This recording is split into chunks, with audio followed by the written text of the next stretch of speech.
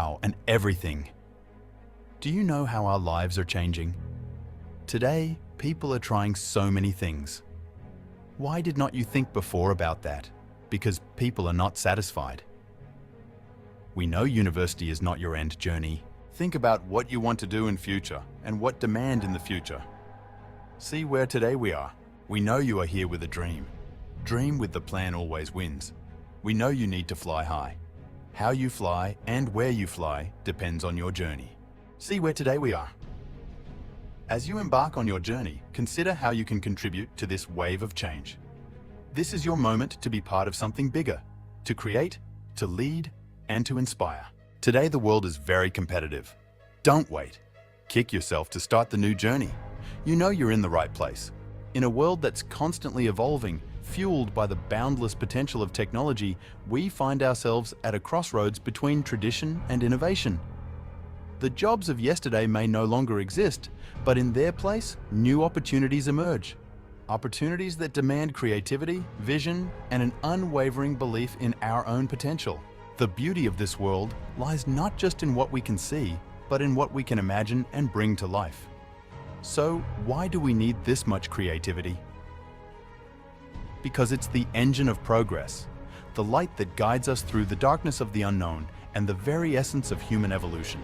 Knowing who you want to become in the future starts with embracing the possibilities of today, daring to dream big, and taking that first step towards your destiny.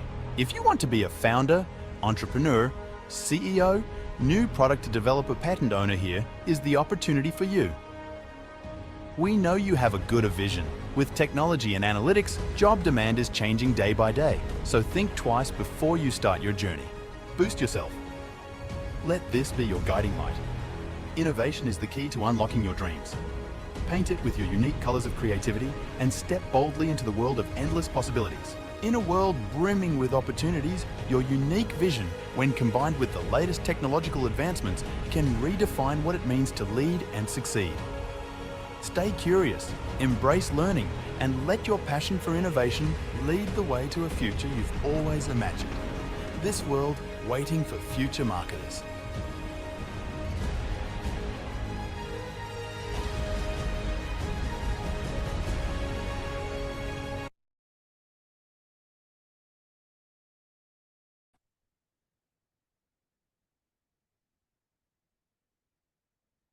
Ladies and gentlemen, distinguished guests and esteemed colleagues, good afternoon and a very warm welcome to everyone joining us today.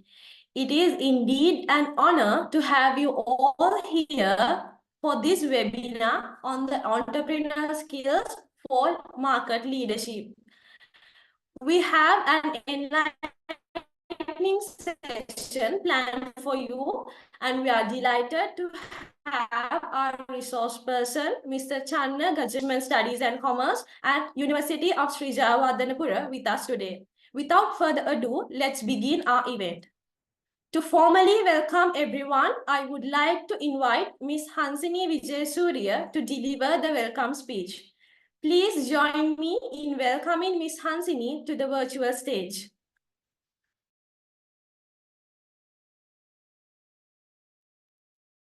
Good afternoon and a very warm welcome to everyone joining us today. It is indeed an honor to have you all here for this webinar on entrepreneurial skills for market leadership.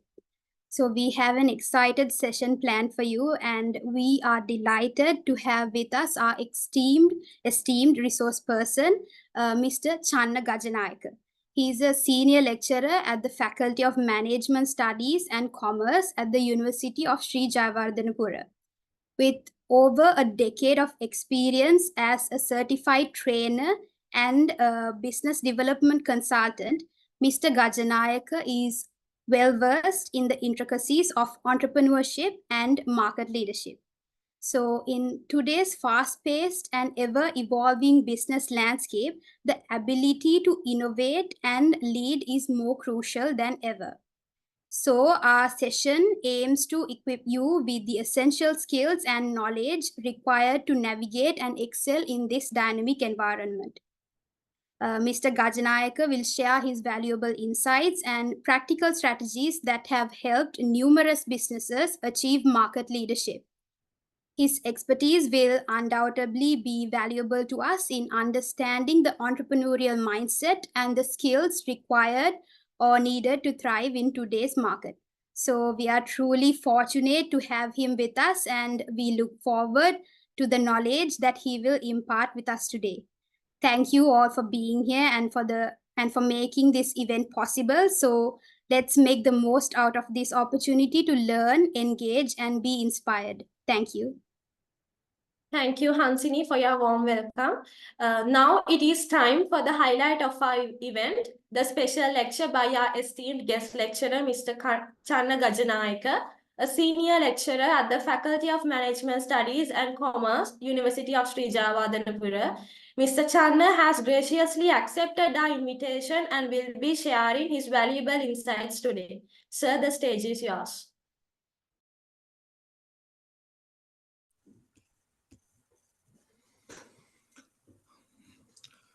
I think all can hear me.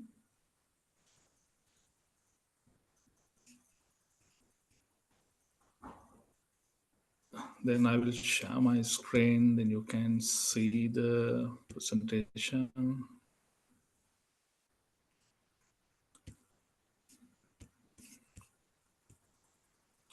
Okay, oh good. I hope you can hear me and you can see the screen.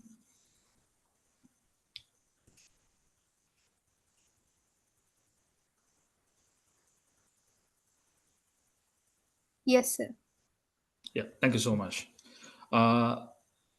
First of all, thank you so much for the invitation. Thank you, Dinesh Mali, for the invitation.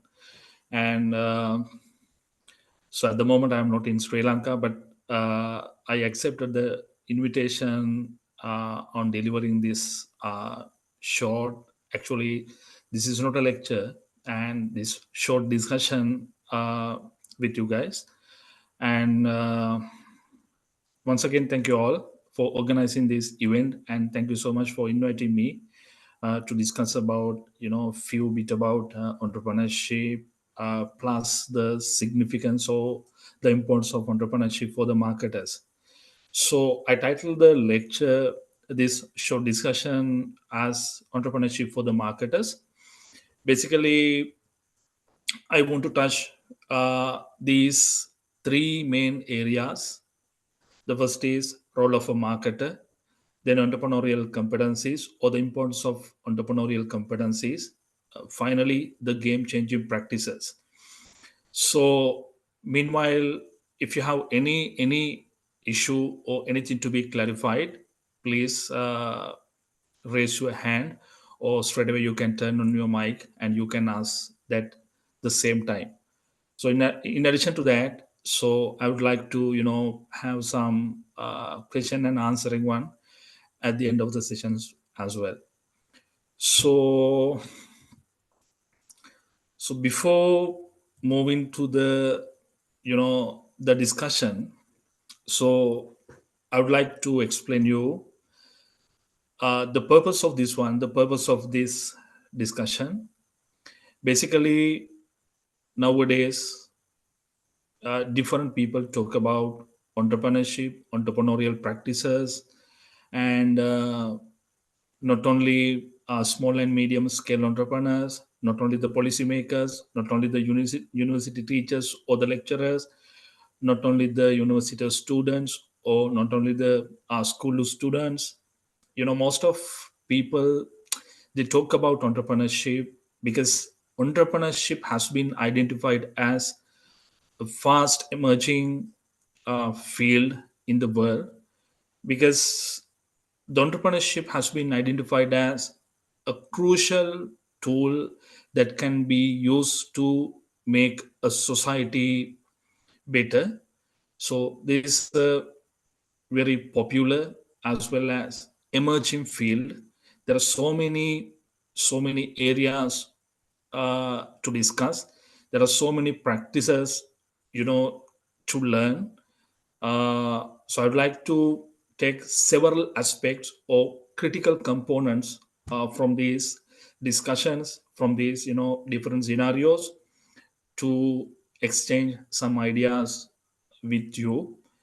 Then you can apply these basic concepts or the practices or the things that you are going to grab from this short discussion to your academic work, maybe for your internship work, maybe your prospective internship or jobs, so you can apply them.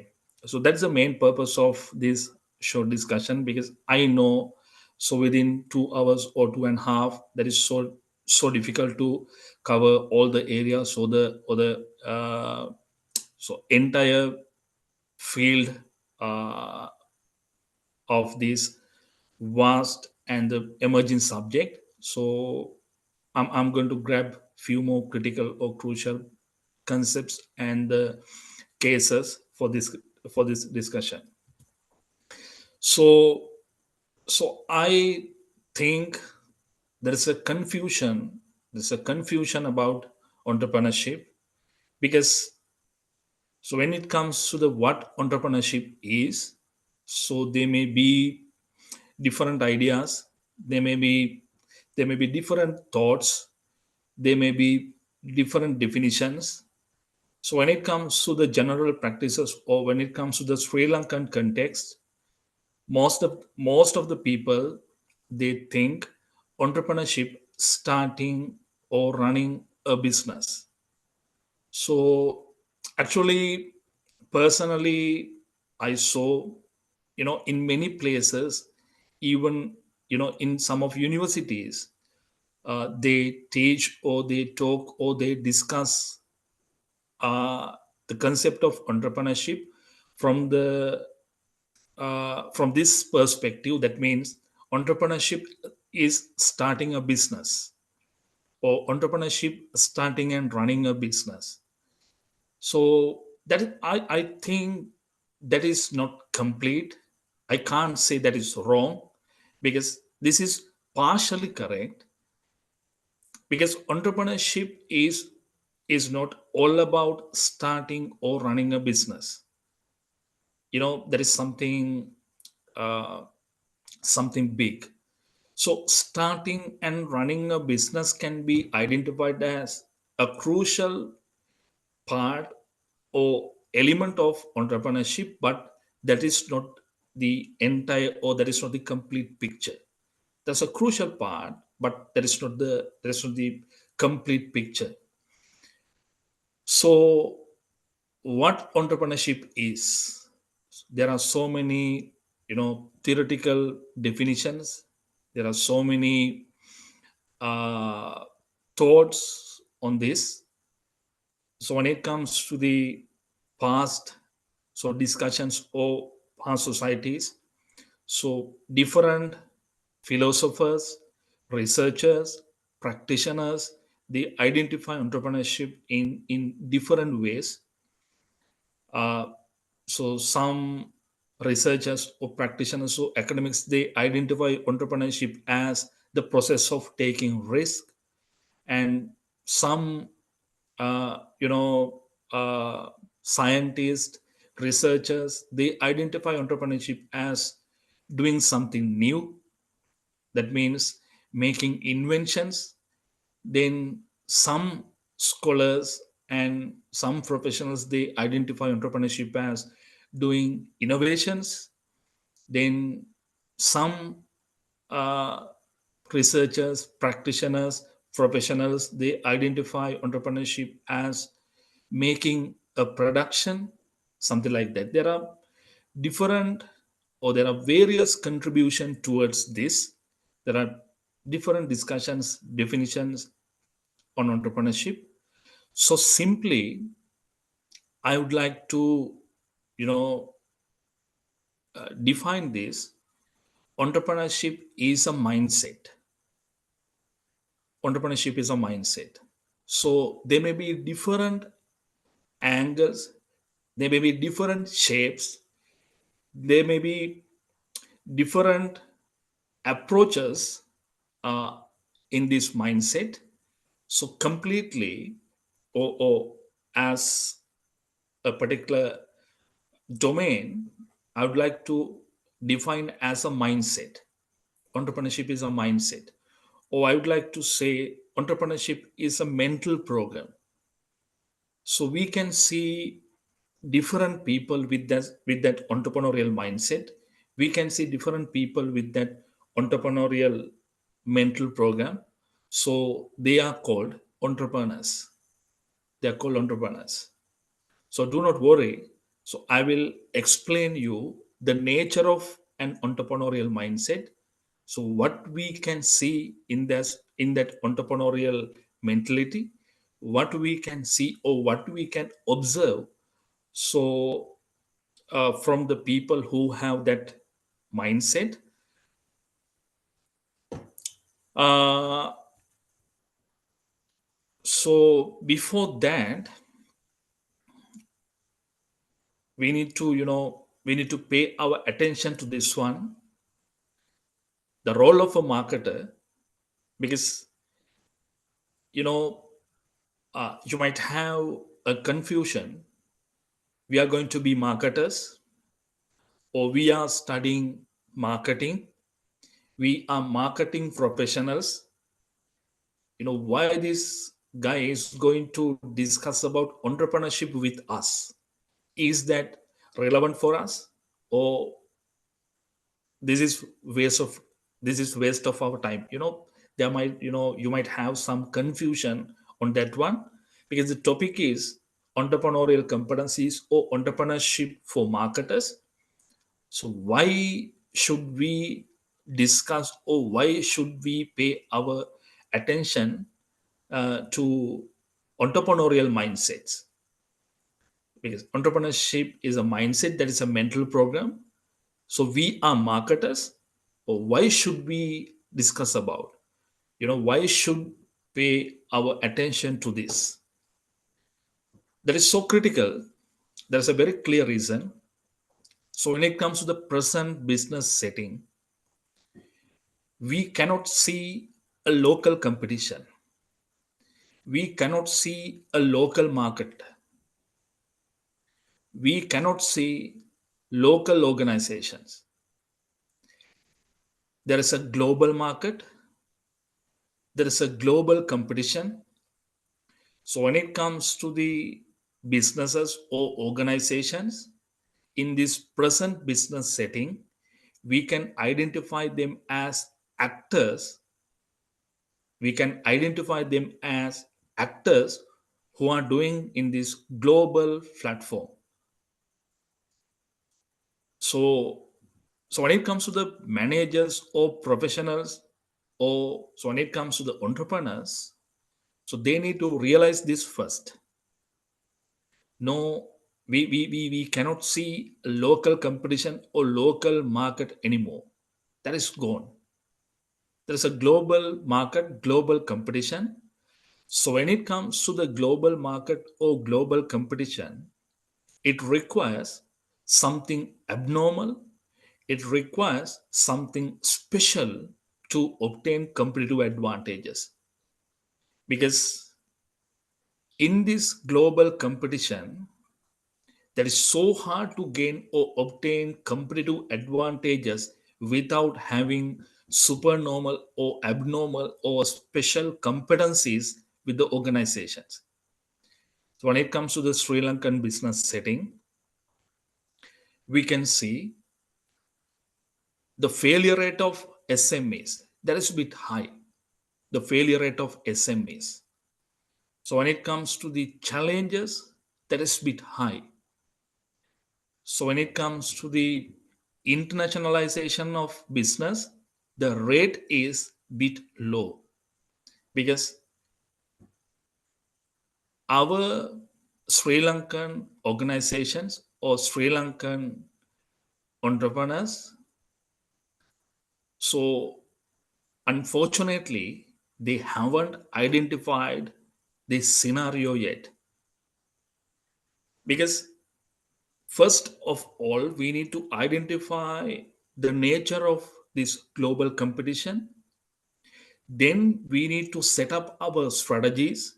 Then we need to, refine our recruitments, then we need to refine, or we need to develop our skills, then we need to train our people according to the scenarios or according to the situations. So without having an idea about this global competition, we are not in a position to refine our strategies or redesign our recruitment or redesign our training and development or anything. We are not in a position. That's why our, especially our small and medium organizations, they face so many challenges, so many difficulties in front of this global competition. Because when it comes to the present business setting, we cannot ignore the small and medium scale entrepreneurs, because their contribution towards the economy is massive. Their contribution towards the employment or generating employment, that is massive. We can't ignore them. So policymakers or academics or university students or researchers, we need to do something for the industry in order to bring our organizations to the next level, or in order to obtain competitive advantages from this global competition. So when it comes to the global competition, we can't see a rigid barriers or boundaries among the nations. If you want to consume a product which is manufactured in USA, you can do that. If you want to order, take a simple one, a mobile phone cover which is manufactured in China, you can take that, you can consume that. If you want to take a particular market insight in Russia or in Switzerland, you can do it within couple of seconds or within couple of minutes. You can do that.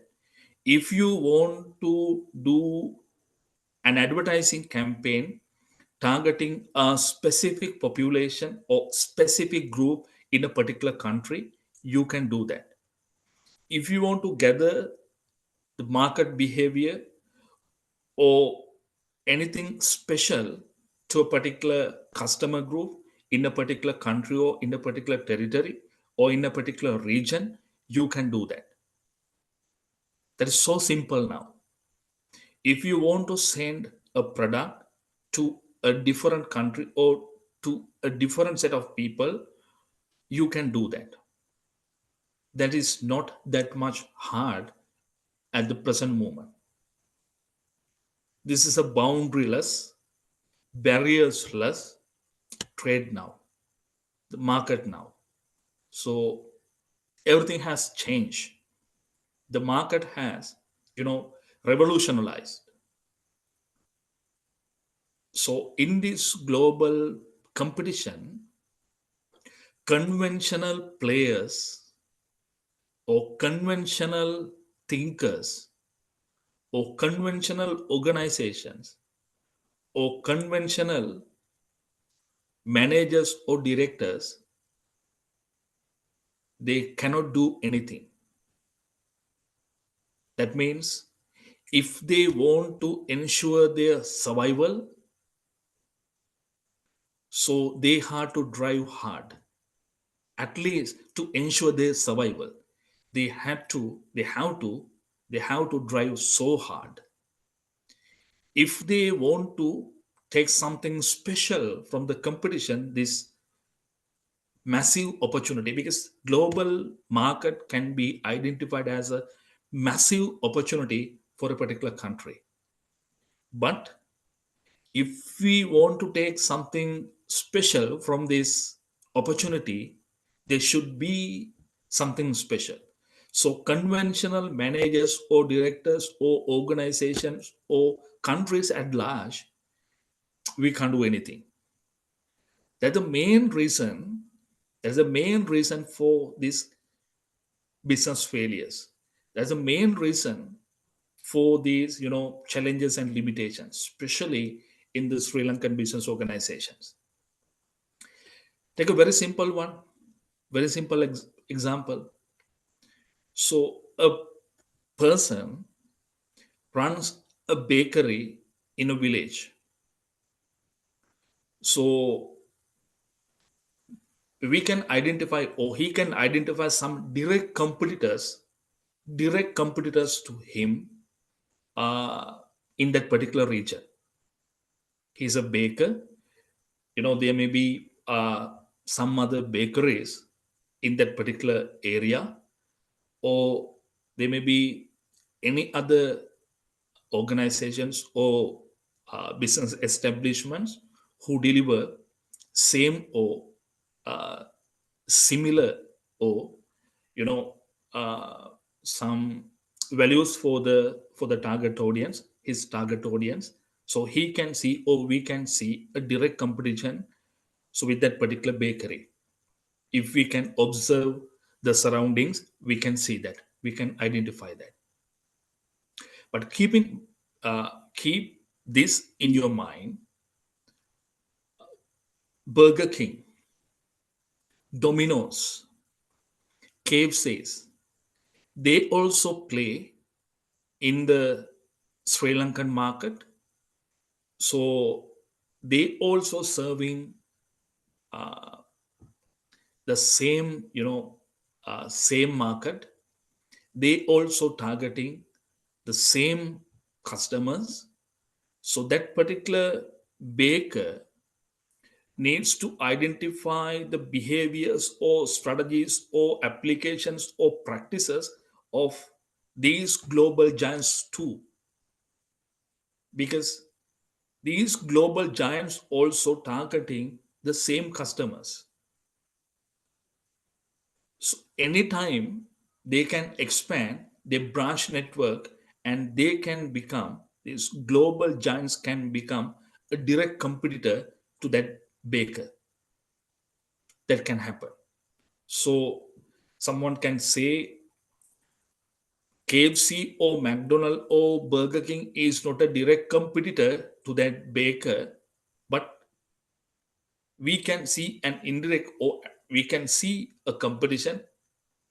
We can say that, okay, that is an indirect competition, that is fine. But anytime they can make, or they can develop a strategy to grab that market as well. Take a taxi driver. Suppose you have a three-wheeler, or you have a small car, then you are doing a taxi business. So you reserve a telephone number, you put that on your vehicle, then you are doing some marketing campaigns on your business, about your business. You are doing a taxi business. Take the Uber. Uber is a multinational player. They also doing their operations in Sri Lanka. So that particular taxi driver, or you as that taxi company owner, or the driver, taxi driver, you should be able to identify the behaviors, practices, application of that global giant, because that global giant also playing in the same market. Without identifying the game-changing strategies or special application or practices of that global giant, you are not in a position to develop, some new or game-changing strategies in this organization. Then you are not in a position to identify the nature of the market, and the nature of the customers, and the nature of the competition.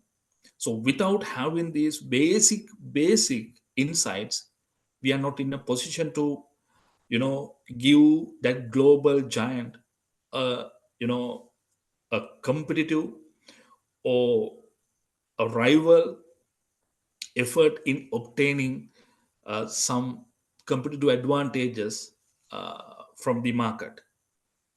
So any organization, it might be a restaurant, it might be a bakery, it might be a taxi business, it might be a tailor shop, it might be a retail shop, it might be an export business.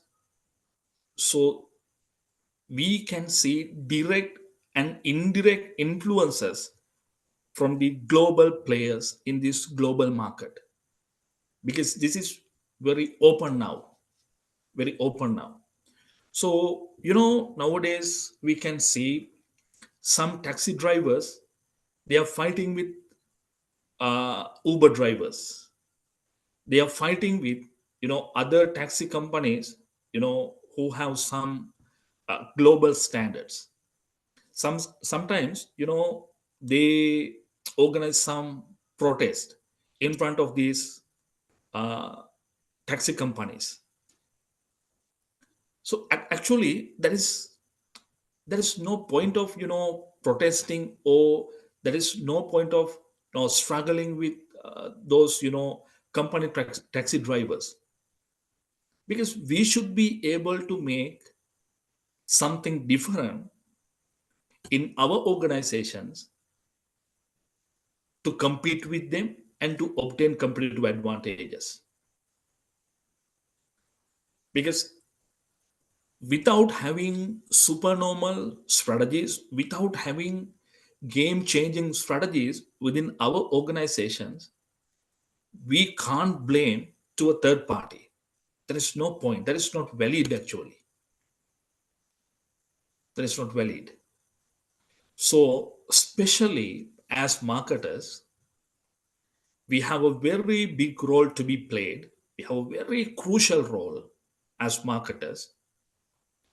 First, we need to identify the nature of the global competition.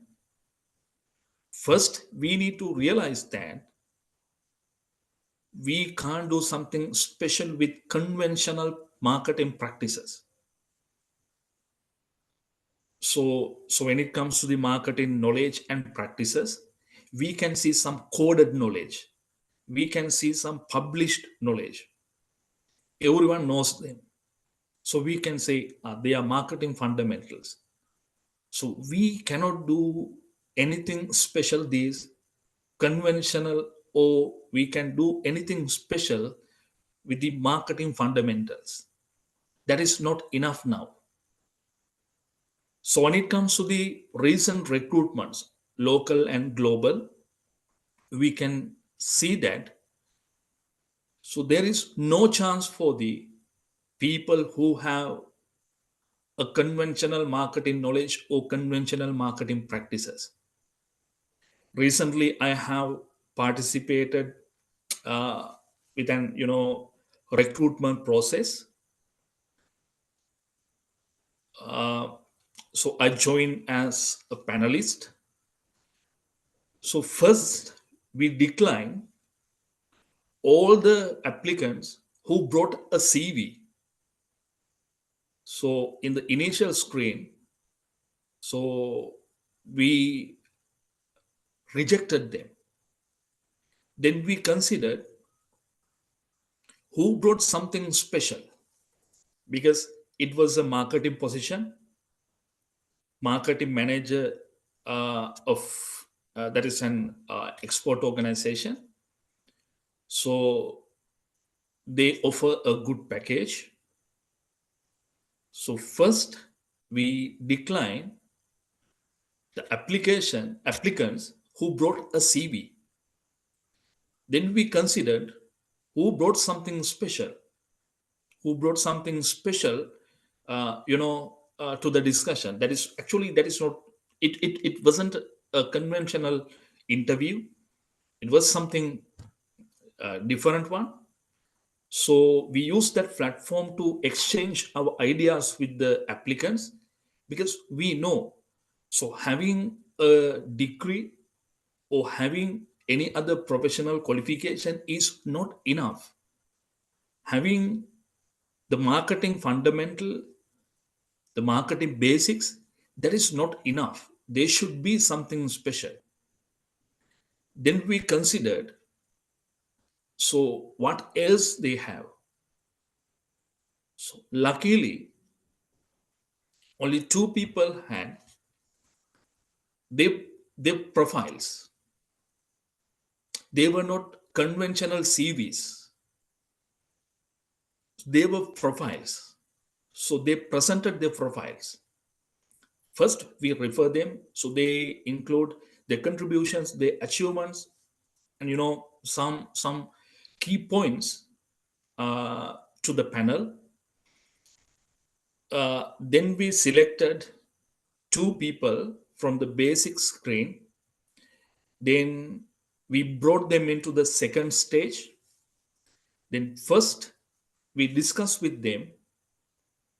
So we haven't checked their bachelor's degree or any other professional qualifications. We check only their contributions, the mindset, and the understanding about the present competition, their abnormal thinking, something like that.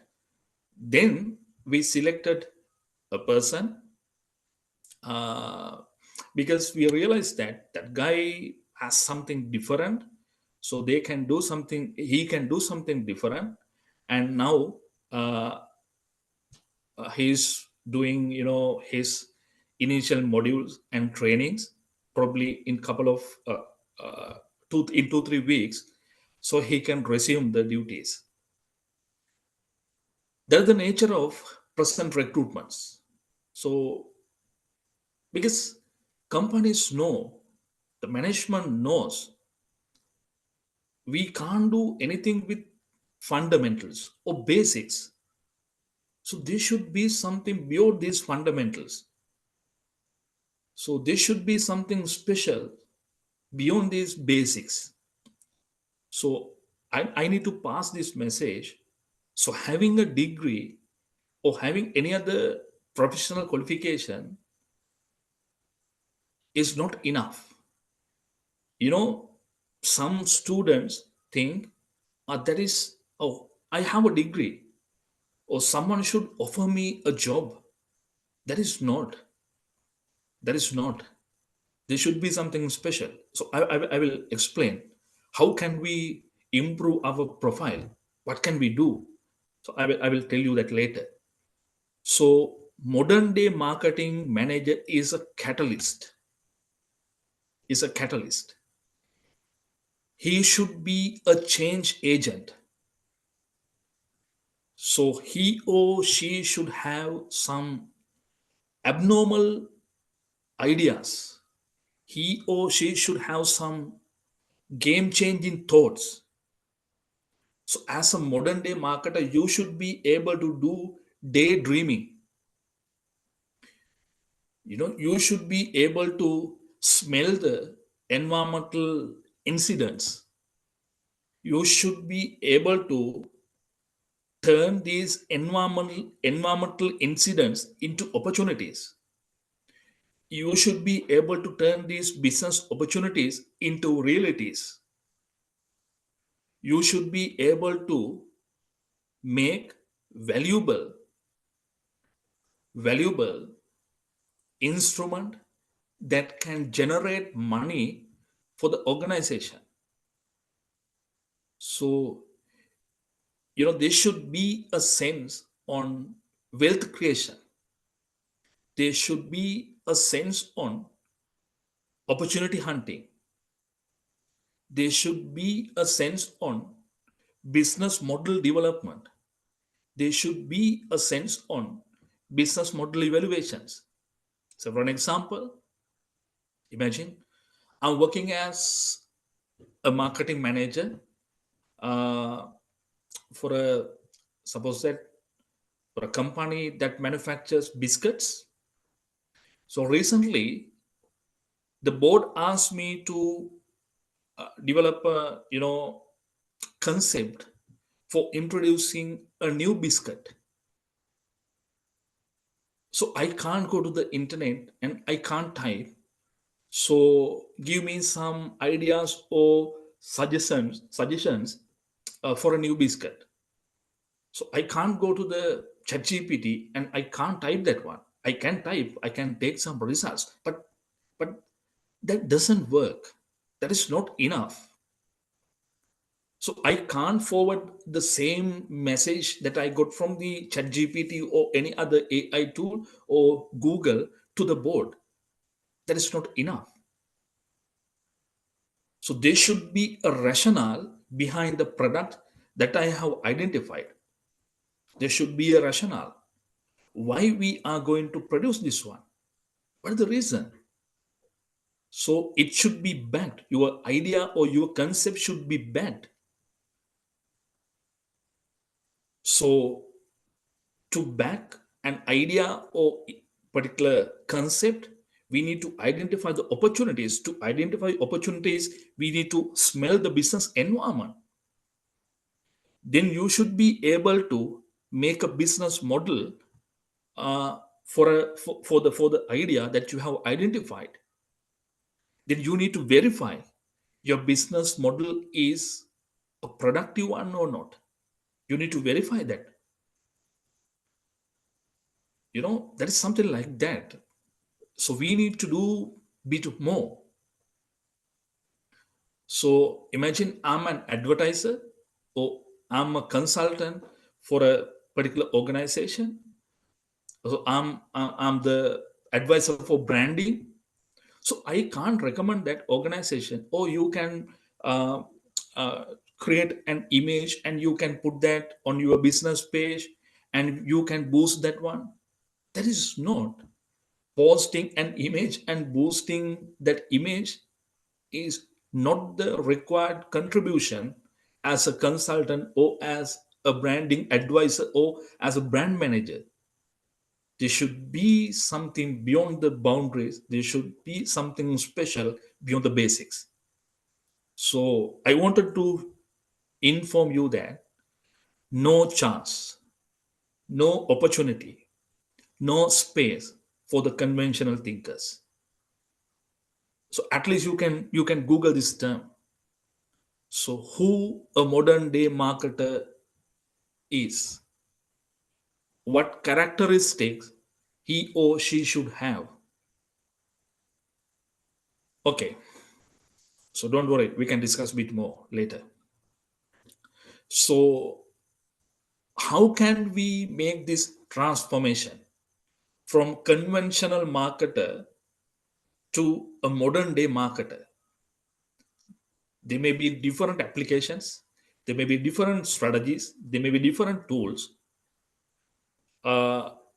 So with my experience, because I work with so many small scale entrepreneurs, actually that is my hobby.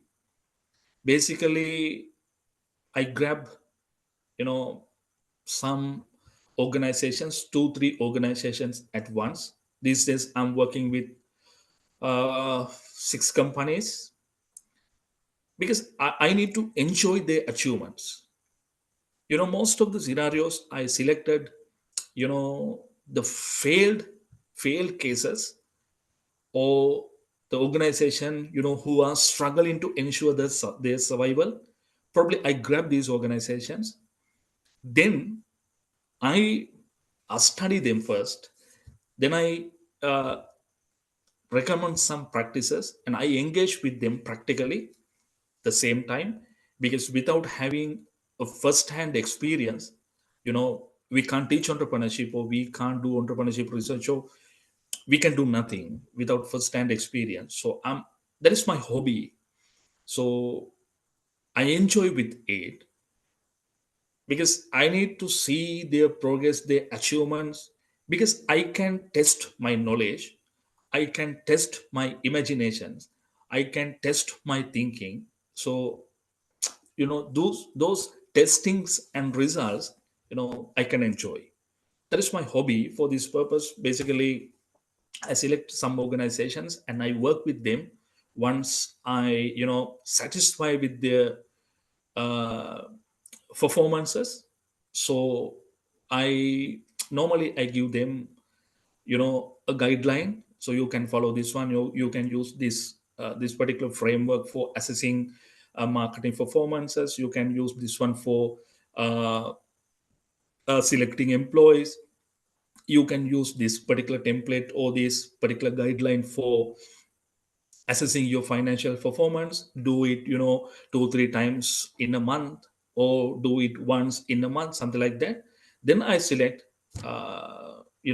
some new organizations.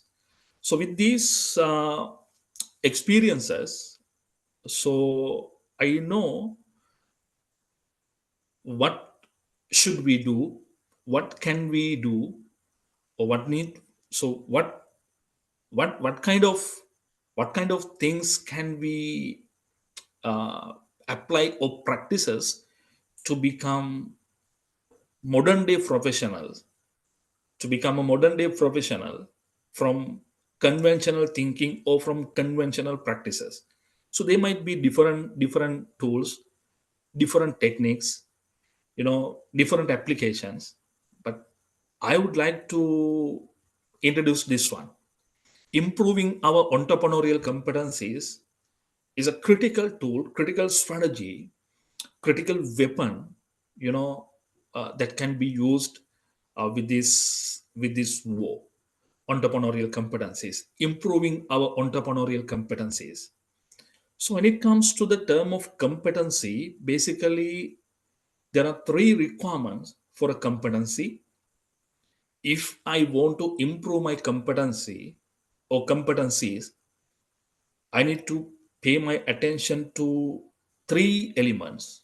First is knowledge, second one is skills, third one is attitudes. Knowledge, skills, attitudes. If particular person or if particular student wants to pay his or her attention to improve IT competencies or communication competencies, he or she should pay his or her attention to IT knowledge, IT skills, and attitudes which are required for improving these knowledge and skills. Simply, skills mean ability to work with them.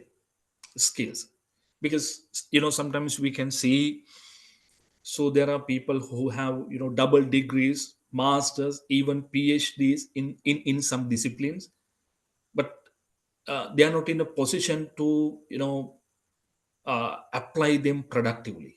They have the knowledge, but they can't practice them, they can't use them. So no point of gathering or obtaining a knowledge or degrees or any other qualifications only, because we should be able to practice them. So basically, in my university, I teach entrepreneurship, business planning, those things. So I teach business planning, then I need to practice it. So if I develop a particular process, I need to apply that particular process with organizations. So I need to work with that. Then I can see my drawbacks, the gray areas, or the areas to be improved, or the plus points, something like that. Then I can improve the process. I can refine that, I can redesign that.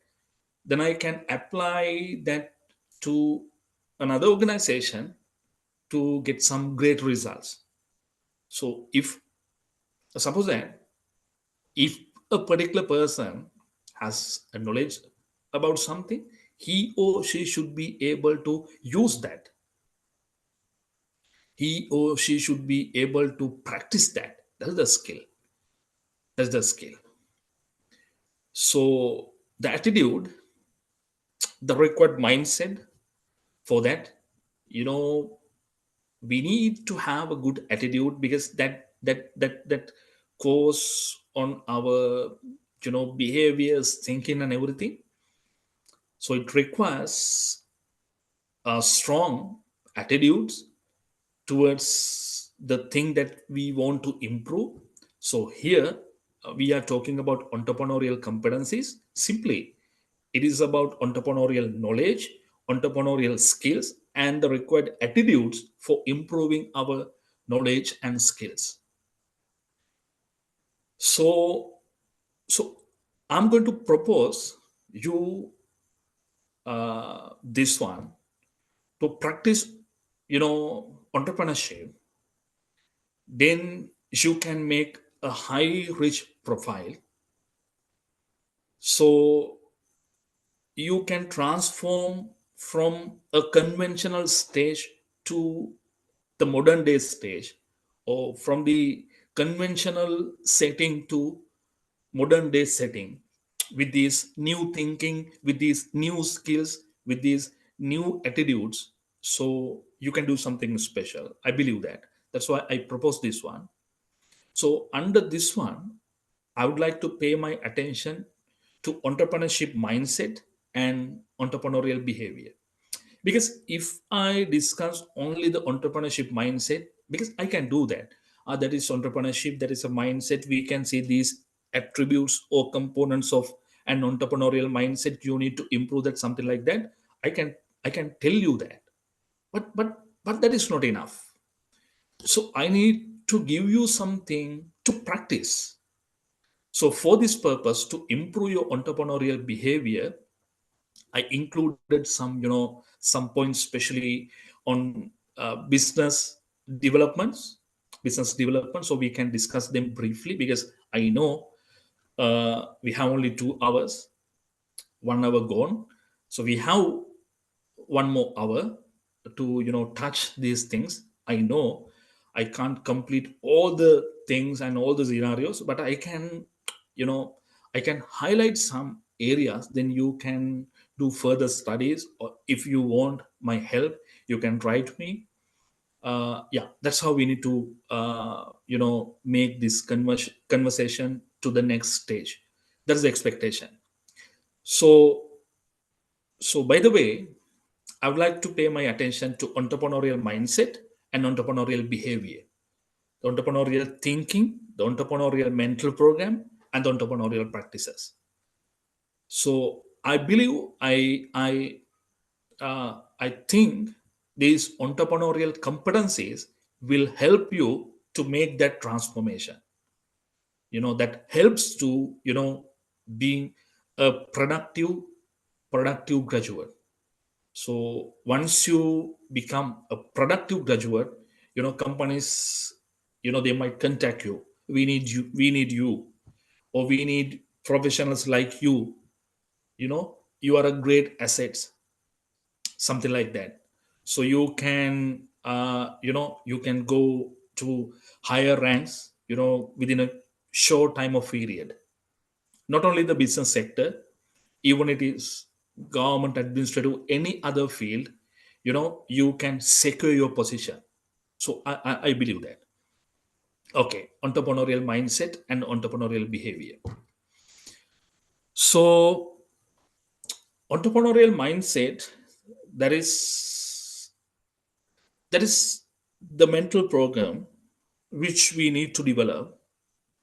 So when it comes to an entrepreneurial mindset or entrepreneurial mental program, we can see some unique attributes.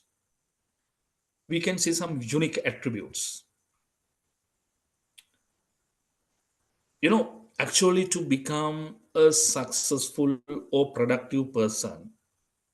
So we need to practice, or we need to improve so many things.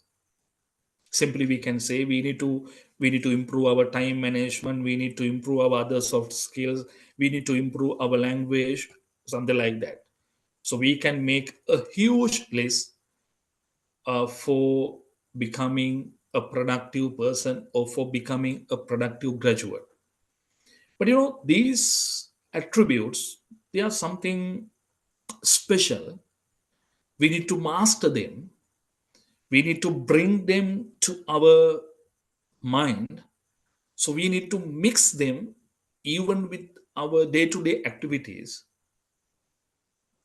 So when we think about them, or when we think to improve them, so automatically, you know, they will internalize with our practices. That is the requirement. So first we need to identify them. So I'm not going to define and take so many examples for them. If you need, so I can send you another presentation, because recently I did a presentation for the students who are reading public administration special degree at the University of Jayewardenepura on these, only on these factors. That is, I think it was a 2-hour one. Only these, attributes. So I have that presentation. If someone wants, I can send you that one, because I included some examples and some cases as well in that presentation. So that is a you know separate one, because it if I going to explain all the things in deep, at least it requires 2-3 hours. So basically these attributes are crucial: self confidence. So I think you have a sense of that on that one. Someone's belief or thoughts about his or her abilities, knowledge, connections, networks, or any other, a strong point. So when it comes to the people who have that entrepreneurial mindset, they believe themselves. That is crucial. Positive attitudes and internal locus of control. So I think you have a sense about positive attitudes. So if you want to study about positive attitudes bit more, you can Google that one, or you can go to the YouTube and you can see some videos. You can type, give me some short videos or long videos on positive attitudes, or about the people who have positive attitudes. You can see so many videos. What is internal locus of control? you know if someone if someone thinks that I'm the only responsible person for my success and failures, I'm the only responsible person. If someone has a very strong belief on that one, we can say that person has internal locus of control. External locus of control is the opposite of that one. So they believe, oh, so this time I failed. I couldn't make that success. These factors, the competitive behavior, the neighbors, my parents, so they made they made some wrongs. That's why I couldn't achieve that one. So these people, they always believe the external locus of control. But the people who have an internal locus of control, they strongly believe, i'm the only one I'm the only one who's responsible for my success and failures. you know so I will give you a very simple, like, example. So why I work with some SMEs? So that is not a mandate or a requirement.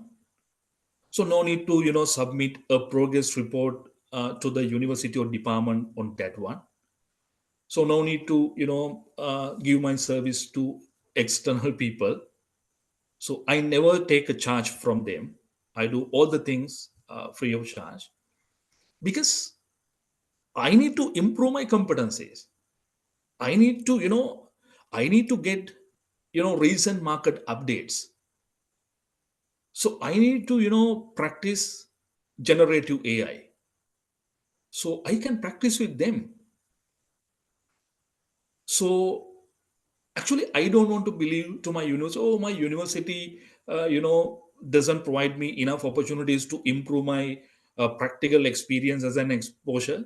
So no need to blame to the university. No need to blame my university lecturers. Or when I do my bachelor's or when I do my master's, they never teach or they never connect we with the industry. So unfortunately, we couldn't get enough exposure from the industry. Why? Because I believe personally, I practice that one. So I'm the responsible person for my success and failures.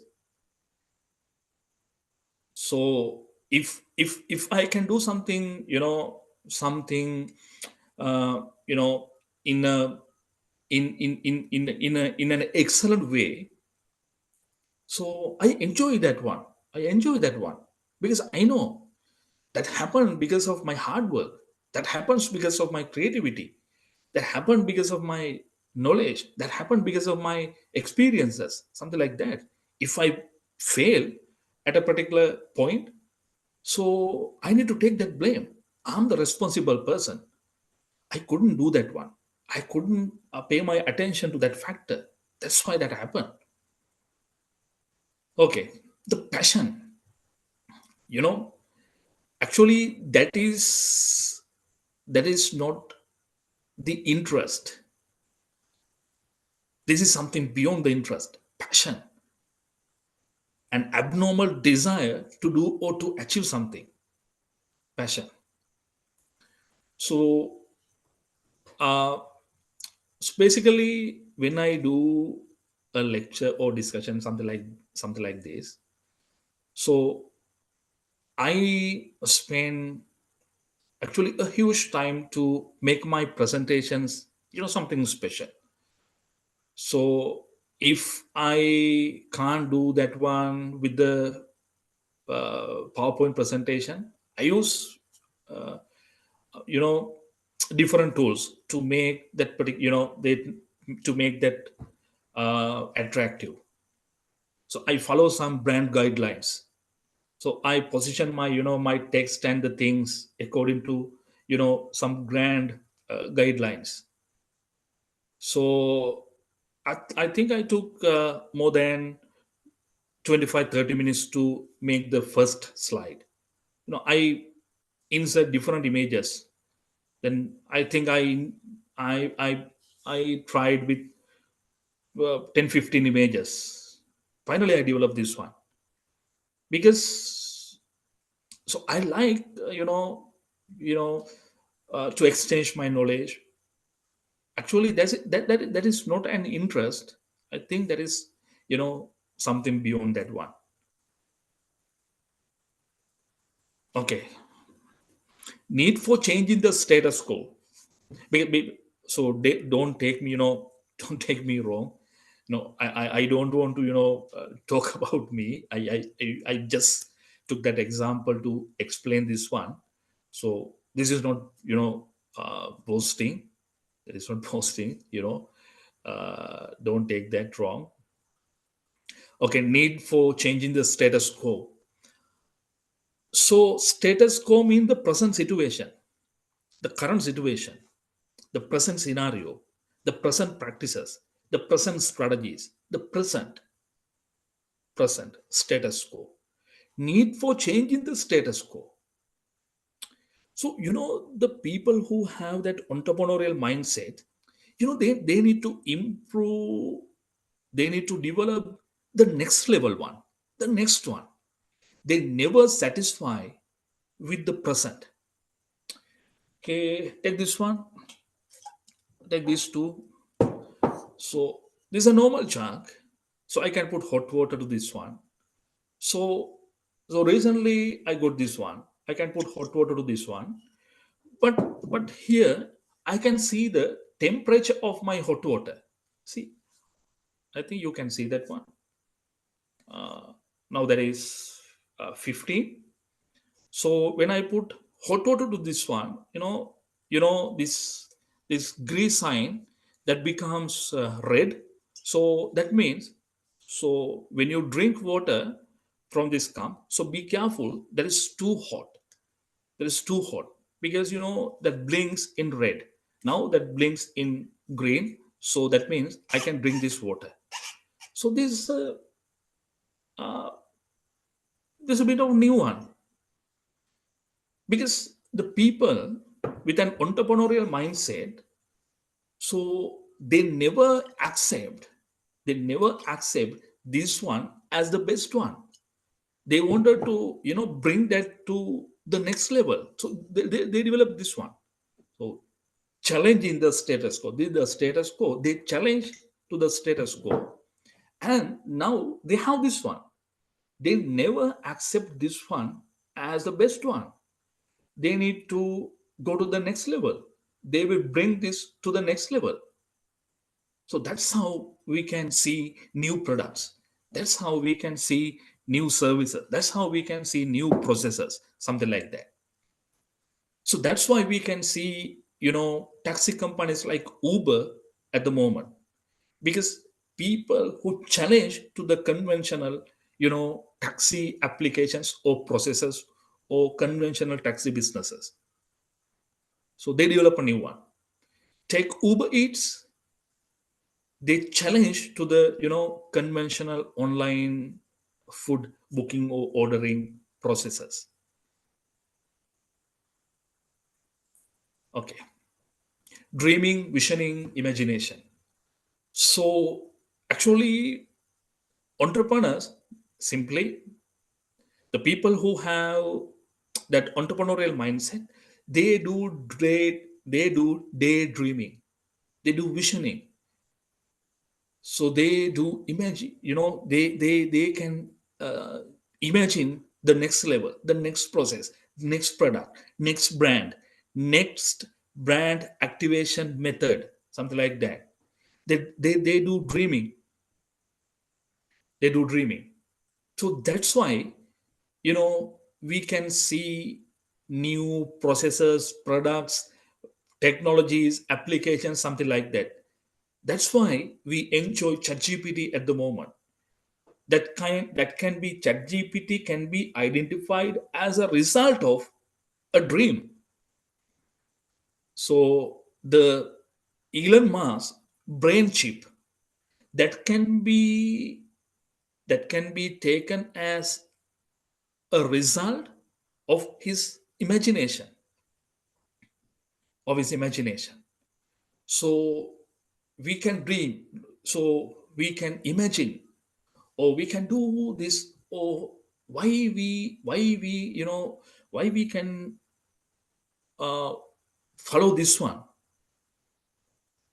Sorry, why should we follow this one?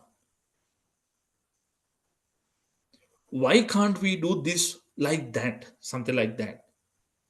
That is not night dreaming, that is daydreaming.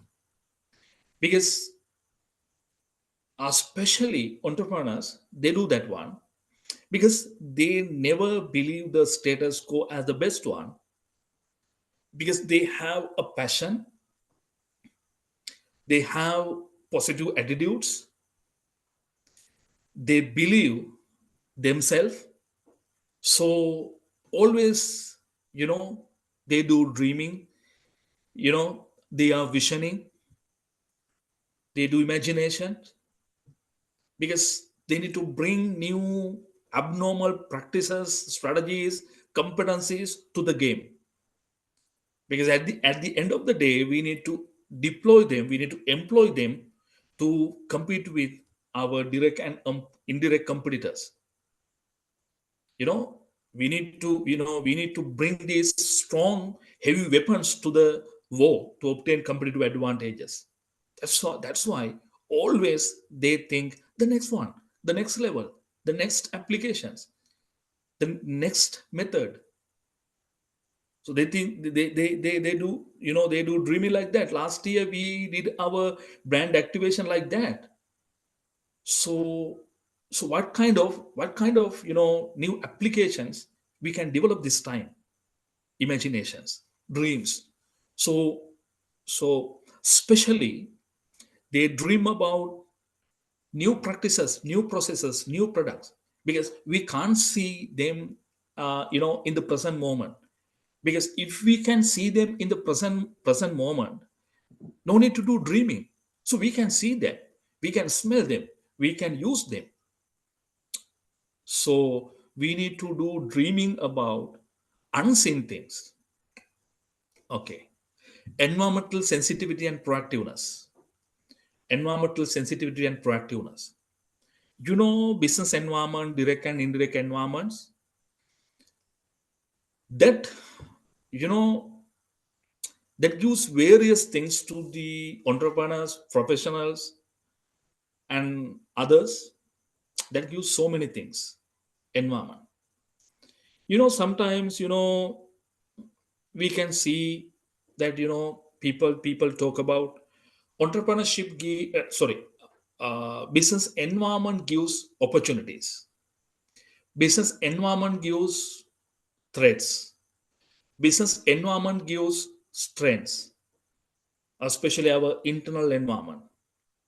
Business environment gives weaknesses, especially our internal environment. That is totally wrong. Totally wrong. Business environment never gives opportunities. Business environment never gives threats or strengths or weaknesses. Business environment gives only signals. It gives only incidents, signals. Aging population. That means number of adult dependents of the population is increasing gradually. Aging population. No, we can't say that is not an opportunity, that is not a threat, that is not a strength, that is not a weakness. That is a signal. That's a signal. First, we need to sensitive to the business environment to identify these signals. People are busy. That is a signal. Non-infectious diseases are spreading increasingly. That is a signal. Women employability is increasing gradually. That is a signal. That's a signal. First, we need to sensitive to the business environment to identify these different signals. Sometimes, some signals are not relevant for us, but we need to identify signals, incidents.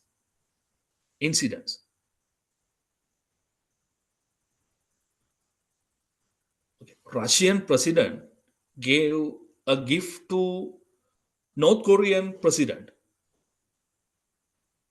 It was a special car. That is an incident. That is a signal.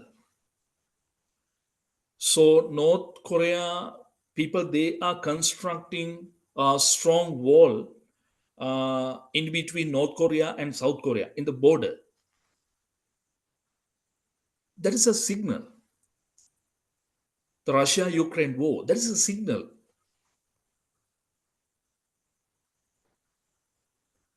So likewise, environment gives signals. So we need to sensitive to the environment to identify signals. Then we can categorize one. We can categorize them. This is directly relevant for us. This is little bit relevant for us. This is not relevant for us. This is irrelevant. They are external incidents. They are internal incidents. That means these incidents happen inside our organizations.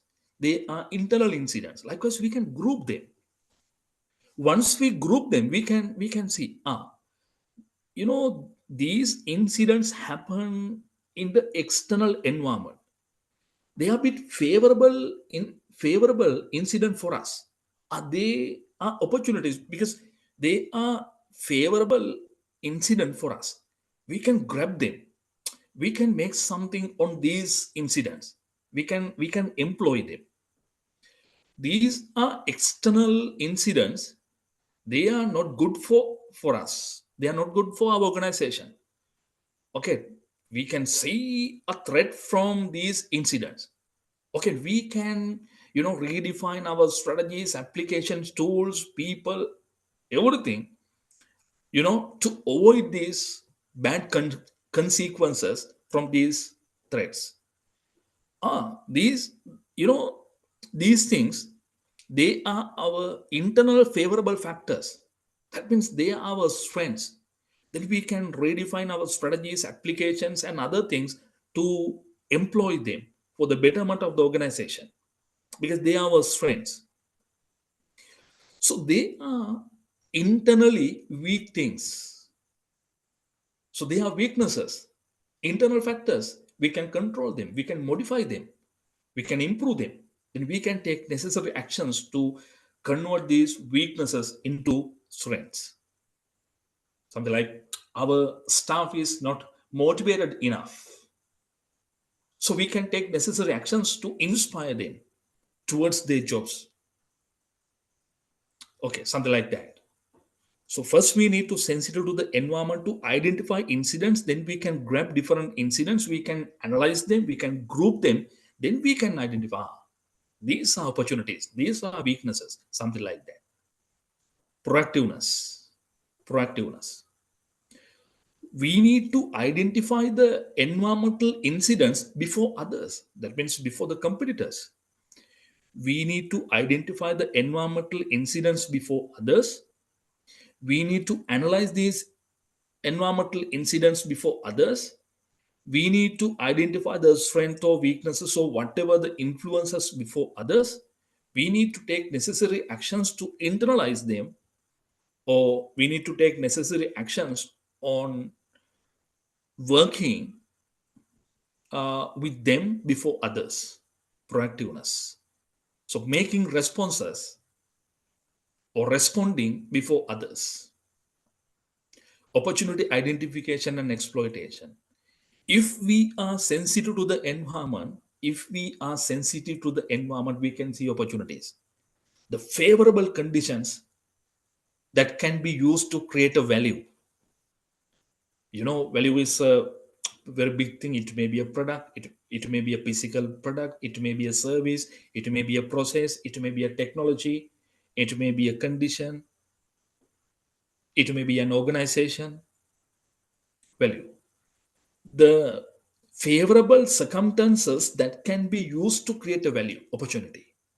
So we need to identify them, we need to grab them, we need to work on them, we need to work with them to make something beneficial to the organization.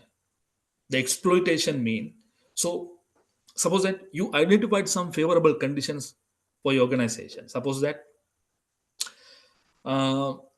we are making eco-friendly products. I saw that recently government made a decision to ban lunch sheets. So we produce eco-friendly product. So that might be a crucial opportunity for us, because recently government took a decision to ban lunch sheet. So once we identified that particular opportunity, we need to work on that. So if we can make a product or products or model on that, especially before others, we can say we exploited that one, we used that one. Now we can market that one. Okay. Creativity and innovations. Creativity, simply we can identify that as ability to generate new ideas, ability to develop new concepts, thinking new. Creativity, generating ideas, developing concepts, thinking about novel things. Innovations, bringing these creative ideas into practical actions. That is innovations. So the idea behind this one, we can place a particular temperature reader and a sign on the lid of this container. So when people put hot water to this one, that can read the temperature, and the level of temperature is showing the thinking. That is creativity. Bringing that thing into practice is innovation. So we can see that one. So we can take this one as an innovation. It's a new thing. Okay. Willingness to accept risk.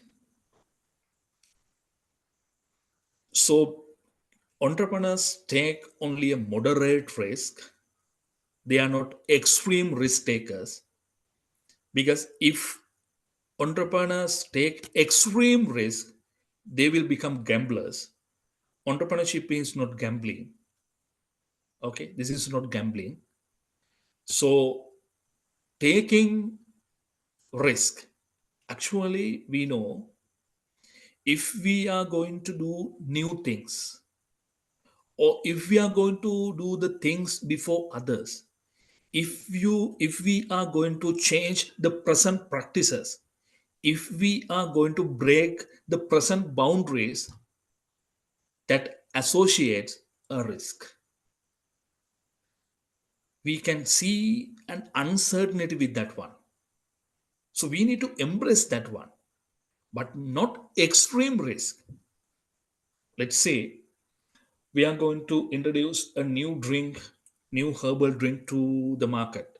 Because recently we realized that the non-infectious diseases are spreading increasingly. So we are going to introduce a new drink which can uh, heal your what we can say, heart. So that is good for, that is good for cholesterol and all. Herbal drink. So basically, we develop the concept first. We develop a particular model. What would be the revenue sources? What would be the cost streams? Which kind of technology we need to do that one? Which kind of skills we need to do that one? Which kind of tools and equipment we need to do that one? So is that a profitable model? So, who would be the target audience? Something like that. Basically, we develop a particular model. Once we verified that model is fine, normally we plan that one. Okay, these are the things that we are going to do in next 5 years in that herbal drink business. These are the marketing things, these are the manufacturing things, these are the management things, these are the financial things. It requires 2.3 million, so I have 1.7 million. I can take that from my savings. I can put that on this business. The rest of the things, so recently I have submitted a business plan to a bank, so they confirm that they can give that particular loan, something like that. We plan that one. We take all the prior approvals, we reserve domains, we register our intellectual properties. Now we are fine with that plan. Then we can implement that one. So, through developing a business model, or through developing a business model, or through doing a business or market research, we reduce the risk, we manage the risk. So that's how we manage the risk, because entrepreneurs take only a manageable risk. Or otherwise, someone can, someone thought that I need to develop a new product that's a herbal drink. So basically, I'm going to focus the people who have cholesterol and fatty liver and other things, and he can, bring all the required materials. He can go to the same day, he can go to the market and he can grab some bottles, and same day he can go to a communication, he can print some labels. The same day night, he's going to produce, that herbal drink. The next day morning, he is going to sell that to the next day retail shop. Yeah, he can do that. He can do that like that. But the risk is extreme. No one knows. No one knows the result. No any clue. No any insight. No any preparation behind that one. He is going to take an unlimited risk, extreme risk. That is not good. So there are so many things to manage our risk with our decisions. But there is a risk because we are going to do new things. We are going to change the status quo. We are going to practice the things before others. That associates a risk. We need to embrace that one. Okay. Managing resources and creating wealth. So once you have an opportunity, or once you have a concept, once you have a plan, or once you have a human force, once you have required organization or required tools or equipments, you should be able to manage them strategically to create wealth. To create wealth, using your all the resources, you should be able to generate wealth for the organization. It is a skill. It is a skill. Managing resources, and together with resources, going to the gate of success. That is a skill. We need to master that. So making a good team. So doing coordinating other tools, equipments productively, and together with them, we need to go to the gate of success. Okay. Attributes of an entrepreneurial mindset. We need to learn about them. So we need to read some good articles or stories about passion, creative innovations. So we need to grab some additional knowledge. Then, so we need to bring that to our thinking. Okay. So then we need to mix this mindset with our practices, because having this mindset is not enough. That is like a half boiled egg. That is not enough. So we need to mix this mindset or the thinking or the mental program with our behaviors. So I will explain this one later. What should we do to mix this one with our behavior? So if we can mix these attributes with our behavior, so we can become entrepreneurs. We can become entrepreneurs. No need to start a business to become an entrepreneur. So the people who mix this mindset with their practices, with their behaviors, they are called entrepreneurs. So we can see different types of entrepreneurs, business entrepreneurs. That means the people have this entrepreneurial mindset plus entrepreneurial behavior. They start and run their own organization. They are business entrepreneurs. So they have this mindset. So they acquire this, they develop this mentality, and they bring this mentality to their behavior. So they are working like entrepreneurs. They own their own organizations. They are business entrepreneurs. Corporate entrepreneurs, they have this entrepreneurial mindset. They have the entrepreneurial behaviors, but they do not have their own organization. They are professionals. Sometimes they are government employees. Sometimes they are principals, teachers, university lecturers, marketing managers, marketing directors, HR managers. They are doing a job, but they are doing a job in an entrepreneurial way. They think like entrepreneurs. They have the self-confidence. They have the creativity. They have the innovations. They can, they do dreaming. They can, they do visioning. They have the environmental sensitivity. They smell the environment. So they are so proactive. They bring these attributes to their practices. So they build their hobbies, lifestyles, everything with these attributes, they are professionals, they are employees.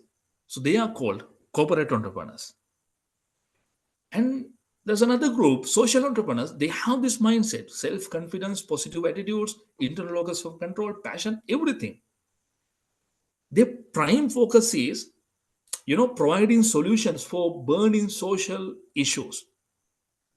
That is their prime concern. So sometimes, for this purpose, they develop separate organizations, or they work under some, organizations. There may be different roles, but the prime focus is making solutions for the burning social needs. Okay, so I would like to identify great CWW Kanangar as a social entrepreneur. The late Lalit Atulat Moduli as a social entrepreneur. Because they develop some new approaches, new solutions. They break the boundaries for the benefit of society. The prime concern was that. Okay, then. So we can see, these special people, specific people in the field of agriculture. They have self-confidence, creativity, innovations. Always they do new things. They try to grab the opportunities before others. They are doing agricultural activities. They are called agropreneurs. The people who have this entrepreneurial mindset and behaviors, and who engage with the IT things, so the technology things, they call technopreneurs. So that's why Mark Zuckerberg is identified, and Larry Page is identified as technopreneurs. Okay, nowadays, especially most of developed and emerging countries, so they pay their attention to kidpreneurs. That's why they introduce these, creativity, internal locus of control, willingness to accept risk, everything to the school curriculums, kindergarten curriculums, because they need to improve these competencies, these mindset and behaviors, even in the kids. Yeah, they are called, if a particular kid has this game changing mindset and behavior, he or she is called kidpreneur. Yeah. So we can see different types of entrepreneurs. So no need to start and run your own organization to become an entrepreneur. Even a principal of a university can become an entrepreneur. The requirement is having this mentality plus the behavior which is backed by this mentality. Okay, so we can bring this mentality, the entrepreneurial mentality, in different practices. We can bring that to social development, and we can become a social entrepreneur. So we can become these. We can bring these entrepreneurial mindset and practices to foreign relationships. We can bring them. We can bring them to traffic management. We can bring them to disaster management. So we can bring them in order to suppression of crime. We can bring that to research and development. So that's why, especially in developed and emerging countries, they teach entrepreneurship in all the stages: kindergarten, primary, secondary, tertiary, and the professional curriculums, adult curriculum, everywhere. So even they teach entrepreneurship for the police officers, because they believe the workforce should have this one. The workforce should have this one. That is a must. So without having that one, we cannot see new things. So we cannot see game changing practices. We can't see Uber or Uber Eats or any other new things. Okay, at the same time, we can bring these entrepreneurial practices and mindset to business functions, We can bring that to administration. We can bring that to accounting and finance. We can bring that to HRM. We can bring that to information technology. We can bring them to operations management. Same time, we can bring that to marketing. So conventional product forecasting is not good. That is not enough. It should be entrepreneurial way. There should be an entrepreneurial way to do the product forecasting. Brand activation. Brand activation. The conventional practice is not enough. The brand activation method should be an entrepreneurial one, is a new one. You should be able to introduce, a groundbreaking one, innovative one, proactive one. Your marketing intelligence system, your MIS, it should be an abnormal one, because we need abnormal practices. So through your proactiveness, creativity, change in the status quo, through these practices and attributes, you can make some abnormal practices, abnormal ways to improve your marketing intelligence system. Your marketing training and development, your staff training and development, it should be an entrepreneurial one, abnormal one, game changing one. So we can bring that to any field and any specialization area. So that's how global organizations ensure their success. That's how they obtain competitive advantages. Okay. So I would like to include this one, business startup or development process, to improve your behaviors. So you can practice, your thinking, your developments, your proposals, your ideas through this one. So simply, I develop this process for new startups as well as for existing organizations. If a particular person is going to start a new business, he or she can follow this one. If a particular person is going to make some changes of his or her existing organization, that particular person can use this process. So that is okay with the new one as well as with the existing ones. So first, I will give you a simple example for a new business, new startup, how we can use that one.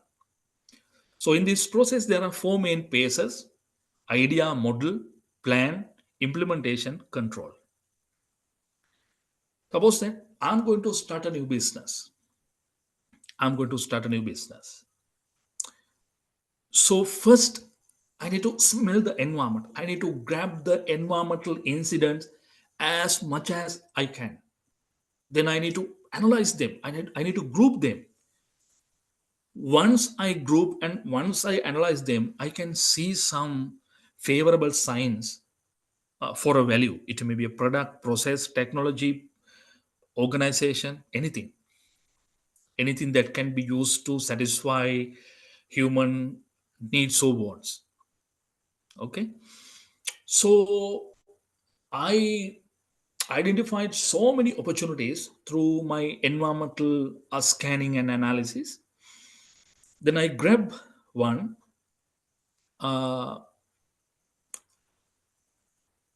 People are busy. That is my opportunity. So I have identified 10, 15 opportunities, but I grab that one. People are busy. At the same time, I saw that the women employability is increasing gradually. So now I have two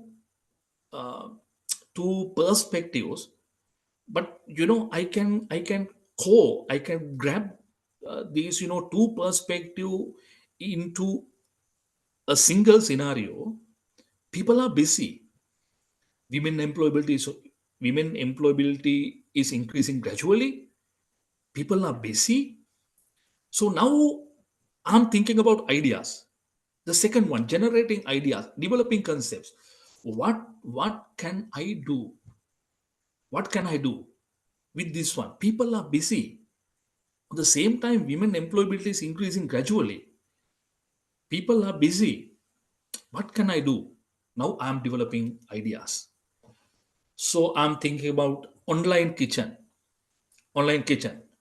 So morning or afternoon or evening time, a particular customer, particular person, he or she can submit his or her, interest or the ingredients to our app or website. So I need a dal curry, and I need a spice fish curry for my dinner, something like that, or I need a special dinner with these ingredients, something like that. So they can submit that one.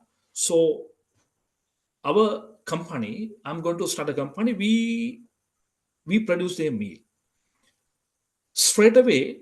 100% they can customize their meal. If they want additional salt, they can put that one. If they want to add bell pepper, they can select that one. If they want to add olive, they can do that one. Something like they can do the customizations as they want. And the same time, I'm going to display some standard products. So anytime they can modify that one, they can customize that one, and they can submit with the pickup time. So we do that one because people are busy. So I have another idea. I'm thinking about another idea. So people are busy. Women employability is so that is increasing. Women employability is increasing.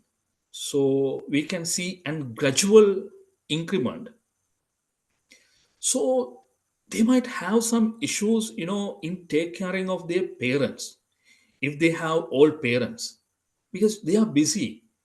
Especially the women also, they are working. So I'm thinking about a special adult care center, the special one. So when they when they want to give their parents to us, so they can tell us the time. Then we can send a vehicle, or if they can drop them to our place, they can do that one. So we have a special plan for them. So that is not a traditional adult care center. We are going to do a develop something unique, a unique one. I'm thinking about an adult care center as well, something like that. I can make a list of ideas. Then third one, once I develop or generated ideas based on a particular opportunity, I can evaluate the ideas. So I can take I can use different perspectives: marketing perspectives, service perspective, financial perspective, my interest, my limitations. Using these pillars or using these filters, I'm going to evaluate my ideas. I'm going to evaluate my ideas. So I'm going to screen them. So once I evaluate it, this is attractive in terms of marketing perspectives, but it requires a big capital to start that one. So that is attractive, but the thing is that is not attractive in terms of the financial requirement or the startup capital. So I can keep that bit away. Then I can take second one, something like that. I can evaluate them using different filters or using different criterias. Once I evaluated my ideas, I can rank them. Okay, I had 10 ideas, I evaluated them, or this is the best one in terms of marketing, in terms of the serviceability, in terms of the startup capital, in terms of the profitability, in terms of my interest. Or this is the top one, this is the second one, third one, fourth one, sixth one, something like that. Okay, then I can think about a business model. I can think about a business model. I have a feasible idea, That is my online kitchen. I identified it as the most feasible idea. Then I'm going to develop a business model. So I will show you a sample. Okay. Before that one, I explain you, what opportunities are. So we can touch these areas through our environmental scanning to identify the opportunities.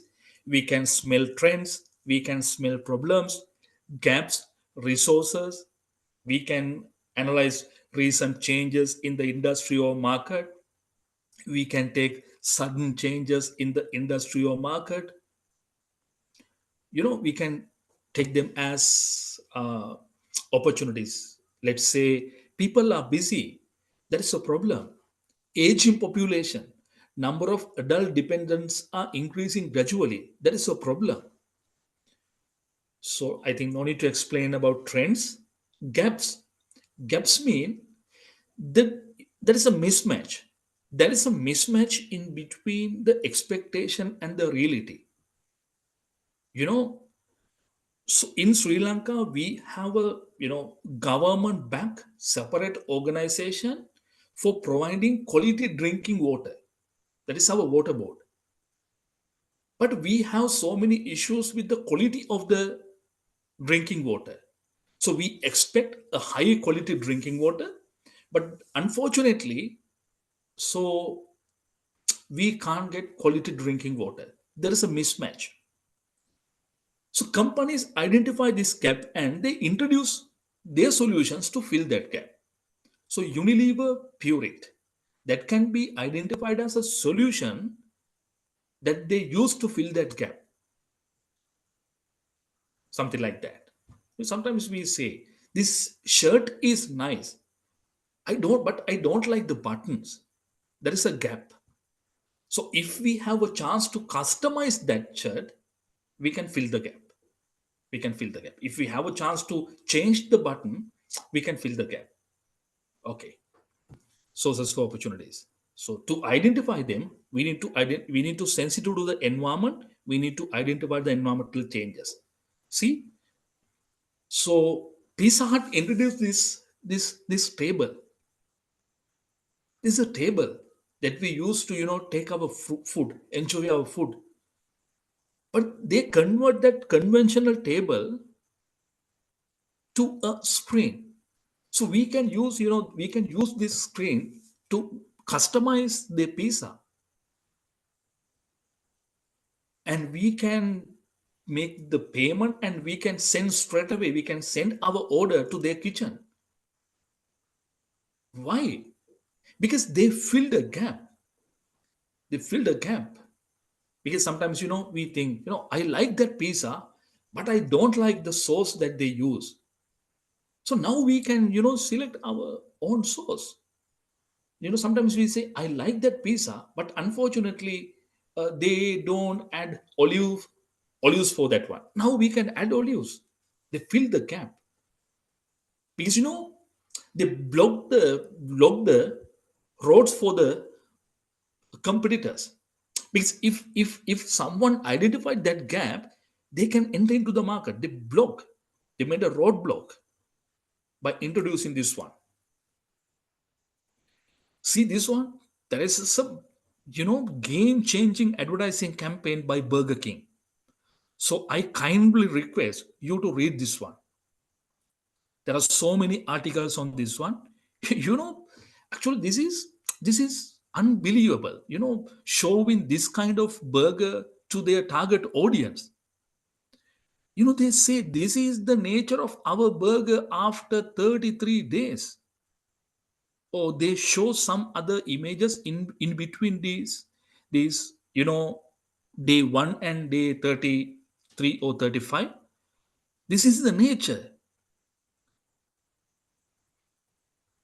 that is moldy. The reason is we are as a company, we don't use any artificial preservatives for making our burgers. Food, they are perishable.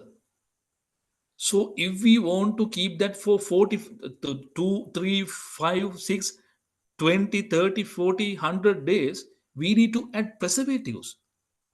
So, but we do not use artificial preservatives.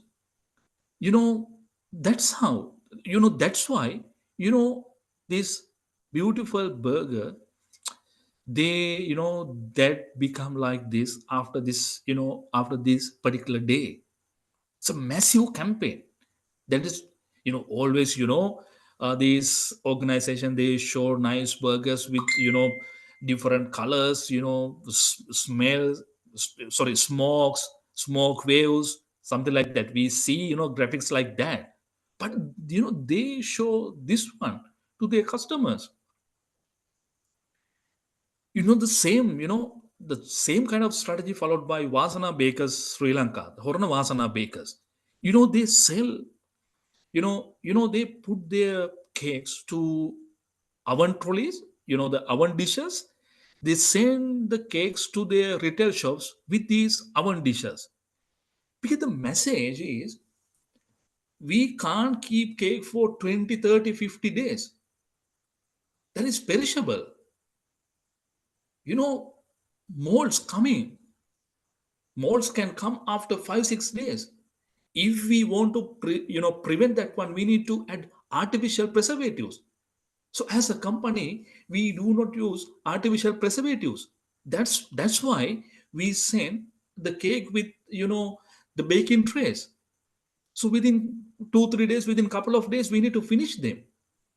That is why we don't use a box for our cakes.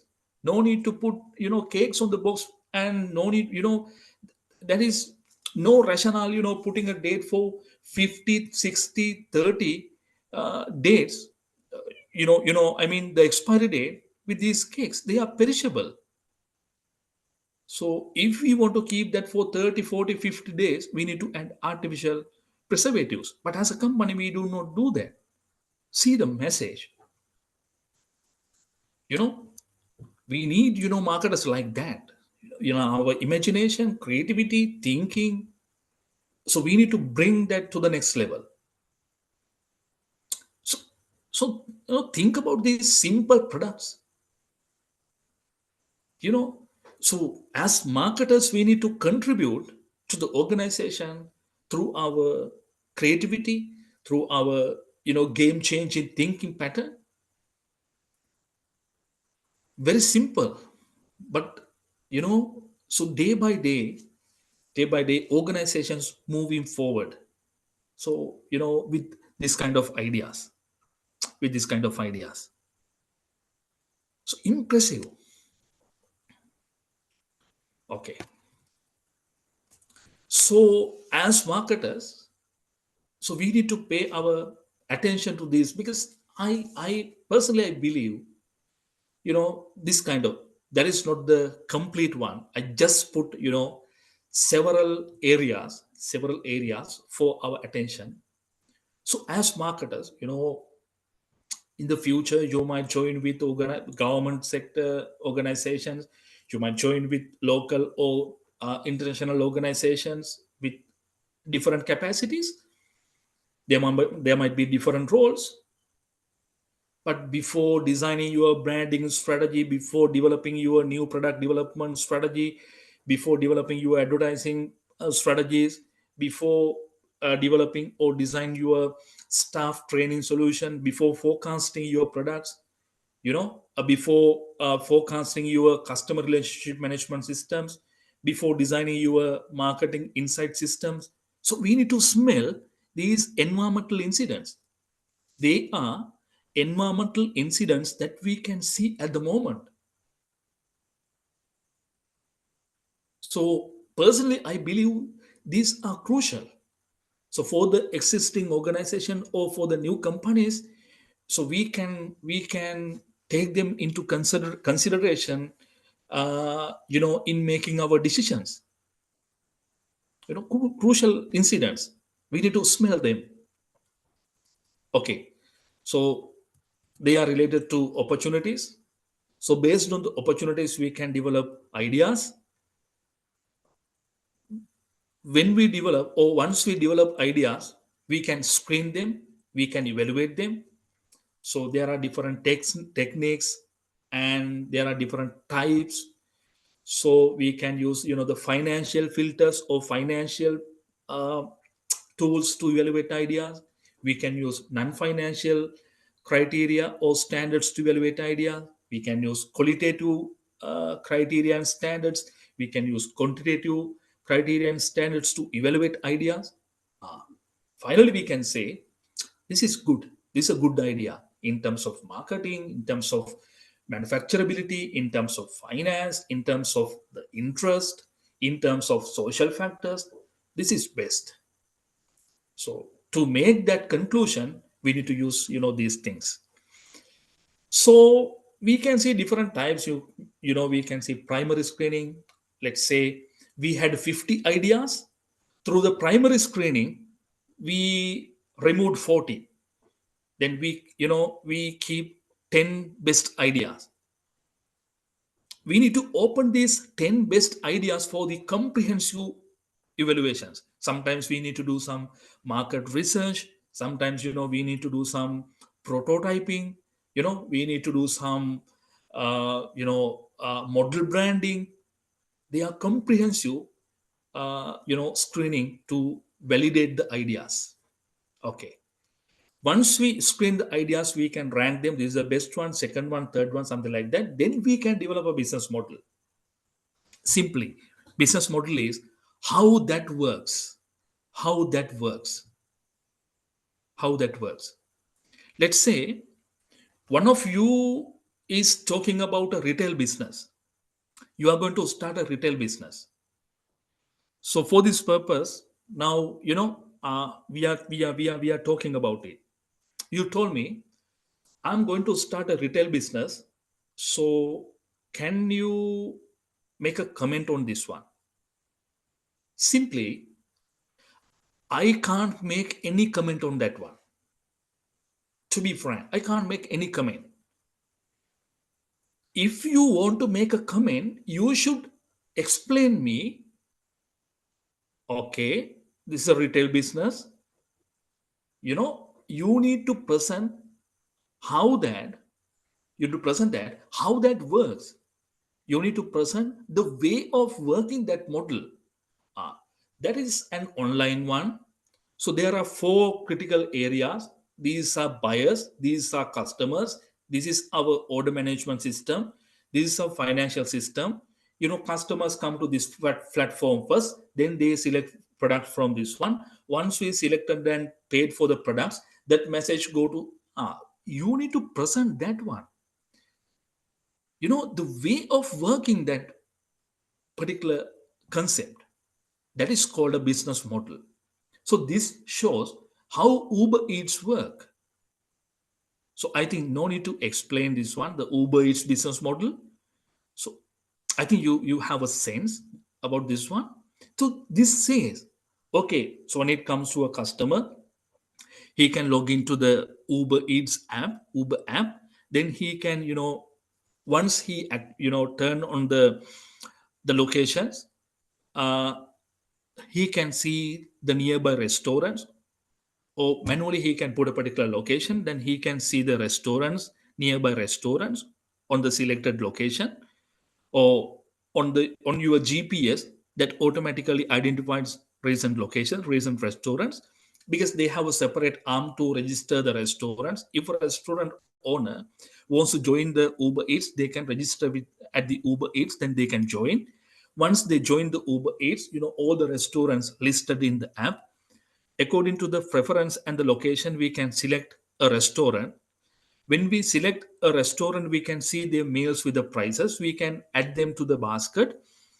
Once we select, added them to the basket, we can proceed with the payment, or we can choose cash on delivery.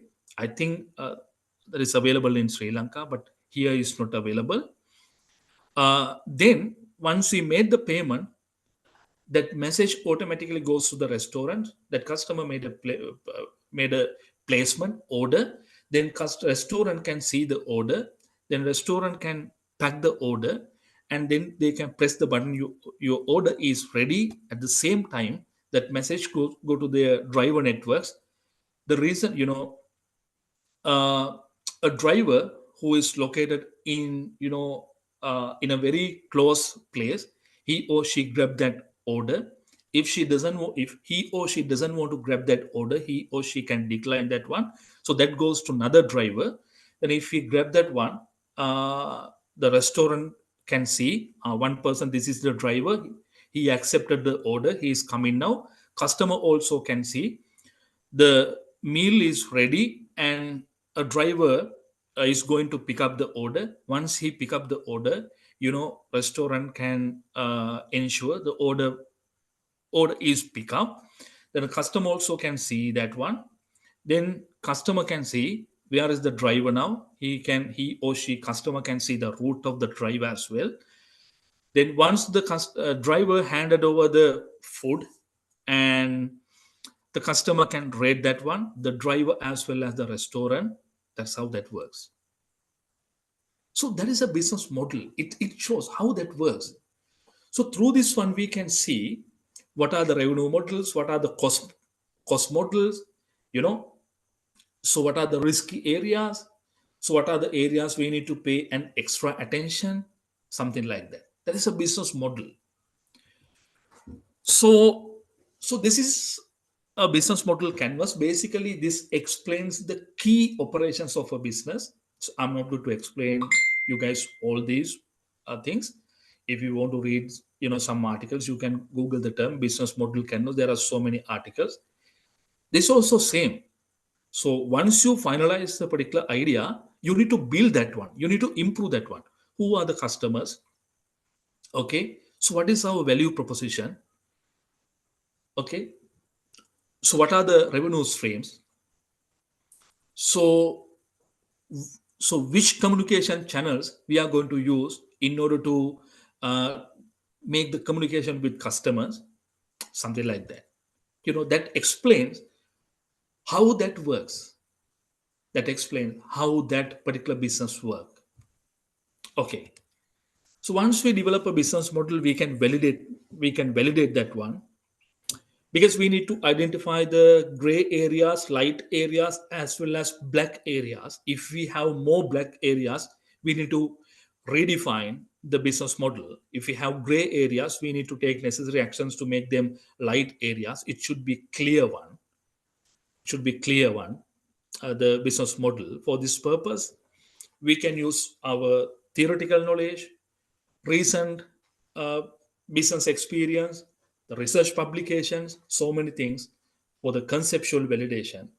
If you want to practically validate that one, you can make a sample model and you can run for that particular business for a very short time of period to practically validate that one. Third party validation, you can submit your business model to an expert, then you can ask to validate your business model. That's also possible. Okay. Once we develop a business model, so normally we can develop a plan. Basically, a business plan that tells what we are going to do and how we are going to do them. Normally, a business plan tells what we are going to do. We need to acquire a 5% of this market. What we are going to do. Then we need to explain how we are going to do that. Strategies. And for developing a business plan, it requires a specific time frame. Basically, we develop a business plan for a specific time period. It may be for 1 year, maybe for 2 years, maybe for 5 years, maybe for 10 years, something like that. There should be a specific time frame. Suppose that we are going to develop a business plan for my online kitchen for 2 years, for 2 years time period. In the marketing plan, I need to explain all the marketing things that I am going to do. So this is how, I identify the demand, or this is the way I forecast my demand. This is my industry analysis. This is my competitor analysis. These are the products that I'm going to introduce. These are the strategies that I'm going to activate my products, activate my brands. So I have two brands, this brand for that customer group, this brand for that customer group, something like that. This is uh, this is how I'm going to grab marketing insights, key marketing information, or key marketing data, something like that. So I need three people to, run the three marketing people to perform these marketing functions in this 2 year. In the year one, I'm going to recruit one person. Year two, I'm going to recruit two more people. And to do my marketing things as I propose here, it requires 2.3 million for this 2 year period, something like that. Marketing plan. It's explained how we are going to do the marketing things and what marketing things we are going to do. Same operational plan. If it is a physical good, we need to explain our production plan. So this is our production technology. We need a factory. So how we can select a location for the factory. This is the required machineries, tools, equipments, and we need these skill labors. We need this kind of power supply, something like that.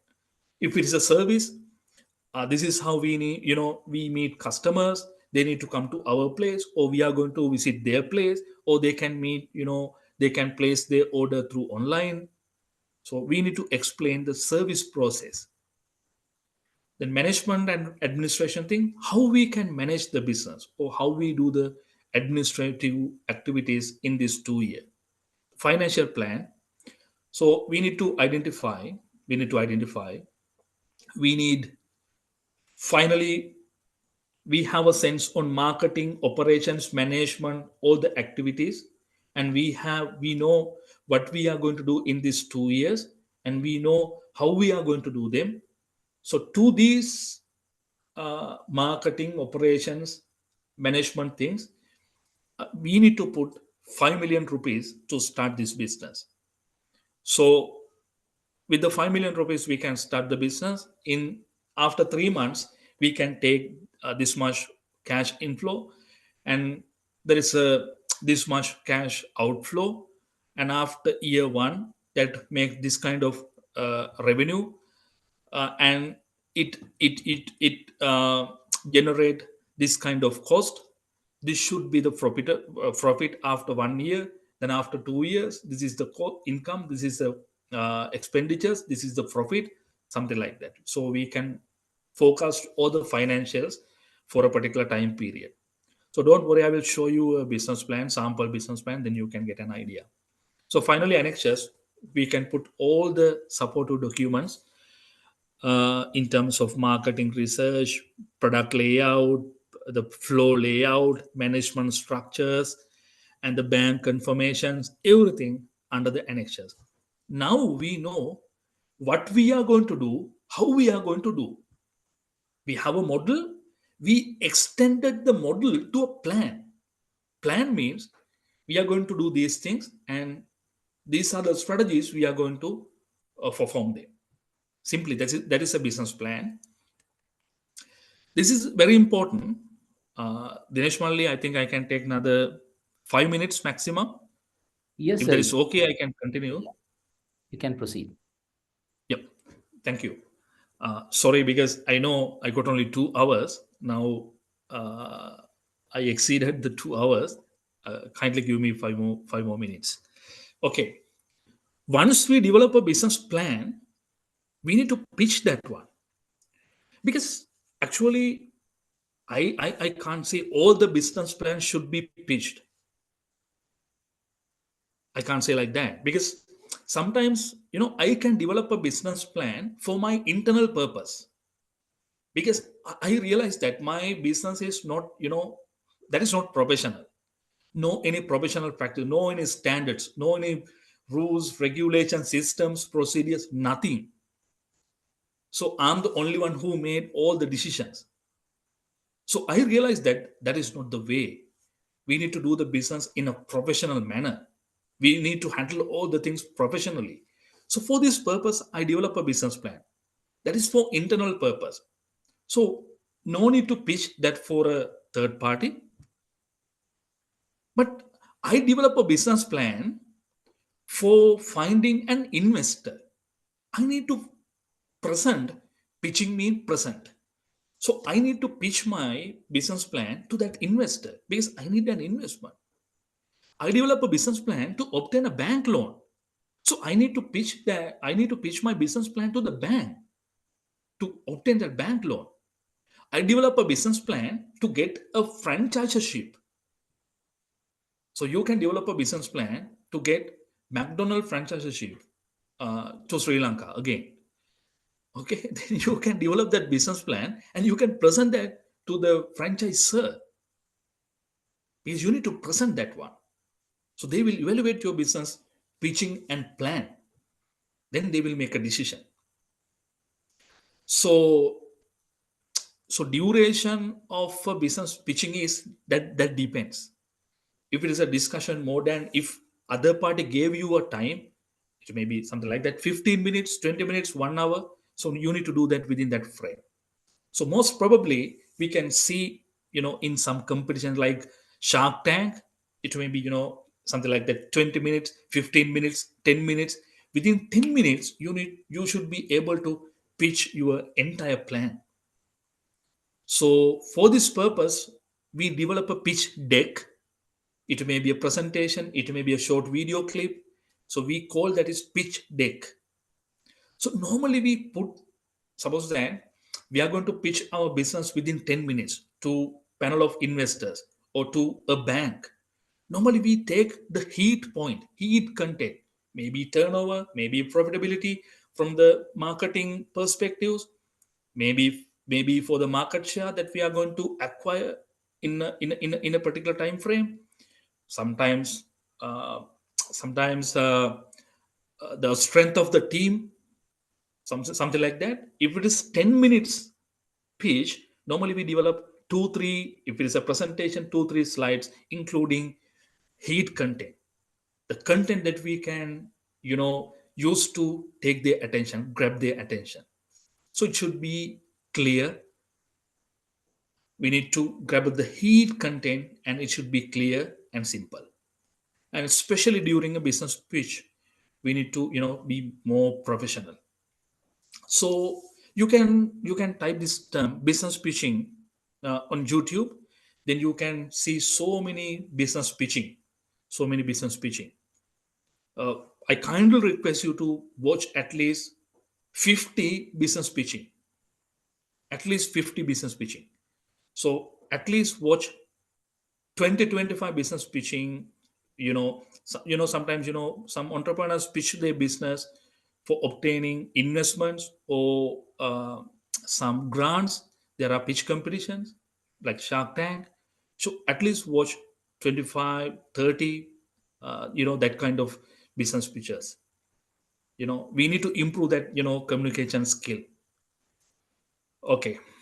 So normally if it is a new business, before launching the business, normally we do these things. We need to register the business, we need to take required license certifications. That depends on the business. If it is a food business, the required license and certification depends. If it is a cybersecurity business, the requirements depends. So we can think about that one before starting the business. Hiring staff, set up machines, tools, equipments, and the processes. Other post planning activities before implementing our business, like taking domains, something like that. I think normally we don't finalize a brand name or business name without checking the domain availability. So if we can take that particular domain, we finalize that business name or brand name. Otherwise, we need to think about another one, especially modern days. Availability of domain is a mandatory requirement, something like that. Other post planning, pre-implementation activities, something like that. Okay, so if it is an existing business, we can follow the same, something like that. You are a brand manager for a leading company. you are asked to develop a new brand for a soap. Same, you need to identify, you need to sensitive to the environment, need to identify opportunities, need to develop different concepts, evaluate them, need to develop a model for the brand. You need to verify your proposed brand is a very productive and attractive one. Simply, you need to develop a plan. So what you are going to do with this brand, there might be some differences with this plan, but there should be a plan how we can develop that one, how we can employ that one, how we can monitor the brand performance, how we can do the follow up, something like that. There should be a plan. After that, you can implement that one, your brand. Same, if it's a new product, same, need to identify the opportunity, need to develop concepts, need to evaluate them, need to develop a model, they need to develop a marketing plan, operation plan, financial plan, management plan. Okay, then you need to pitch that to your board. So we can follow the same procedure. Okay. So finally, what should we do? First, we need to identify this one. First, we need to identify the nature of the global competition. Then we need to identify the required competencies. Okay, the having a bachelor's degree or a master degree or any professional qualification is not mandatory. Okay, there should be game-changing competencies that should be reflected from your achievements or from your behaviors. Otherwise, you can't say, I can do, I am a creative guy, I can do creative things. Then your interview panel asks, so give us some evidences, what you have done using your creativity. So you can't say, so I'm a proactive person. Then they will ask, so show us, give us the evidences, what you have done using your proactiveness, how many brands you have developed, how many channels you have redefined, how many marketing intelligence systems that you have proposed or crafted, with how many organizations share your proactive thinking. So how many products that you try to develop. So or with what organizations. So we need to build a portfolio, not a CV. CV can't do anything. Don't rely on a CV. Make a portfolio. Grab or gather the evidences today onwards. So try to develop new brands. Find 2-3 new organizations. Find 2-3 even that is okay with the king coconut seller. That is fine. Redefine his business. So teach him how to present his product to a customer. So how to do demand forecasting. Discuss with him. Try to develop a brand for him. So try to develop an advertising campaign for him. It may be a poster. That is fine. So grab evidences from today onwards. Try to develop a business. Try to register a business for you. That is fine. You can add that to the portfolio. You take some 2-3 businesses. Redefine their logos, brand names. And you can go through the intellectual property registration processes as well. Get the registration for 2-3 brands, add them to your profile, collect some evidences, make a good portfolio, not a CV, because no one can judge about you by looking at your CV. But if you can gather some evidences, you can find your placement is secured. You can find a good place. That's my request, because we need to do this one, because we have a responsibility. Still, we are a poor country, so we need to do something for the country. So for this purpose, first, we need to be modern citizens, not conventional people with the conventional thinking. That is gone. Gone is gone. So we need to be responsible. So we have a very big responsibility towards our society. So we need to redefine our SME sector. We need to redefine our, our bureaucratic government system. We need to bring new practices, new approaches to the government services. So we have a big responsibility as university students. So with that one, because we are the, prospective representatives, future representatives. So we need to bring that one to our workplace. The strategies, thinking, practices, behaviors, everything should be new. Everything should be new because we need to serve these innocent people. So we need to make a better country for this innocence. So for this purpose, we need to bring several brands to the global market. We need to bring, some good foreign revenues to our country. For this purpose, first as marketers, because we are the key for doing this one. We are the key for doing this one, marketers. So we have this responsibility to change the game. Then we can do something special. We can compete with any multinational corporations if we have abnormal practices, abnormal thinking, game changing practices. We have enough evidences. Entrepreneurship empowering nations. Imagine these brands, they make billions and billions for their countries. So income turnover of the Google is more than our national income. So entrepreneurs make countries independent. So there are so many examples. Toyota income is more than our national income. Their turnover is more than our national income. A single organization.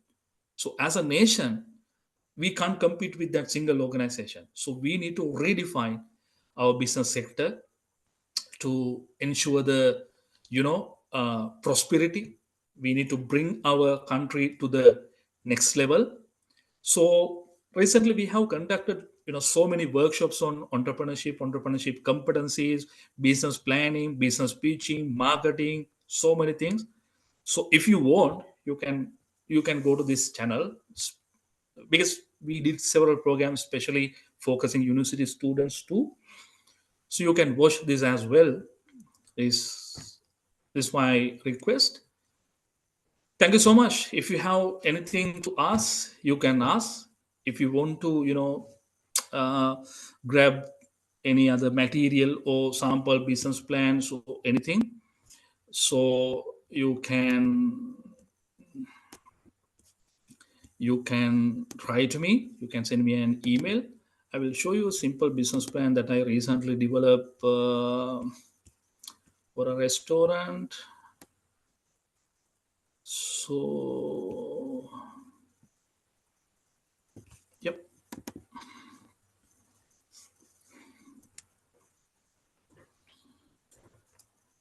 So I included all the things that I developed this in this presentation. So with the requirement, I discussed these things in terms of marketing, industry overview, target market, key marketing targets, and growing parts, competitive analysis, menu, pricing, brand identity development, sales forecast, key marketing roles, something like that. Under the operation plans, operational targets, strategic location, kitchen operations, service operations, customer experience, and the operational financial management. And under the financial plan, I developed the forecasted startup cost, monthly income statement, wage structure and cost, operating expenses, forecasted cash flow statement, forecasted profit and loss statement, forecasted balance sheet. And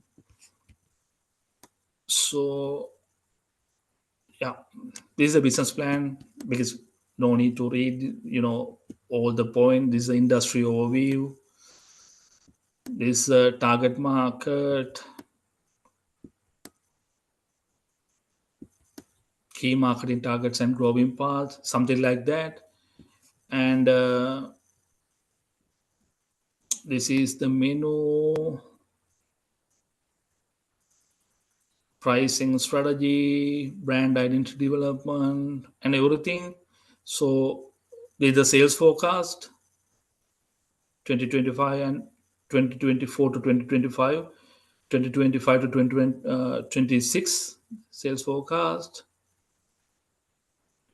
And this operational plan, yeah, forecasted material cost, technology infrastructure. This is the financial plan. This is the forecasted startup cost, $100,000. Forecasted income, wage structure, operational expenses, rent, electricity and gas, insurance, marketing, other legal and IT fees. This is the forecasted cash flow statement. You can see the cash inflows, you can see the cash outflows, you can see the cash balances. This is the forecasted profit and loss statement. Okay, this is the profit after tax. This is the forecasted balance sheet. Yep, this is a simple, very simple sample business plan that is developed based on a special requirement. Okay, that's the thing. If you have questions, you can ask. Otherwise, we can wind up. Thank you so much for for listening. More than 2 hours.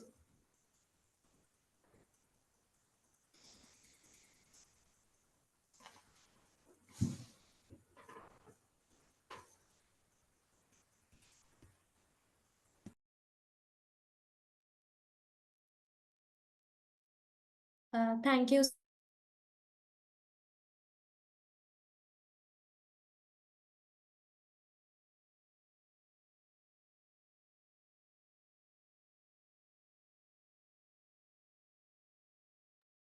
Can I ask a question, sir? Yes, please. Yes. I have few questions. My first question is about, so mention that having a degree is not just enough to success in marketing career. But so can you please explain? It's mean, can you give an idea about which types of additional skills or knowledge that we have to achieve and success as a marketer? Yeah.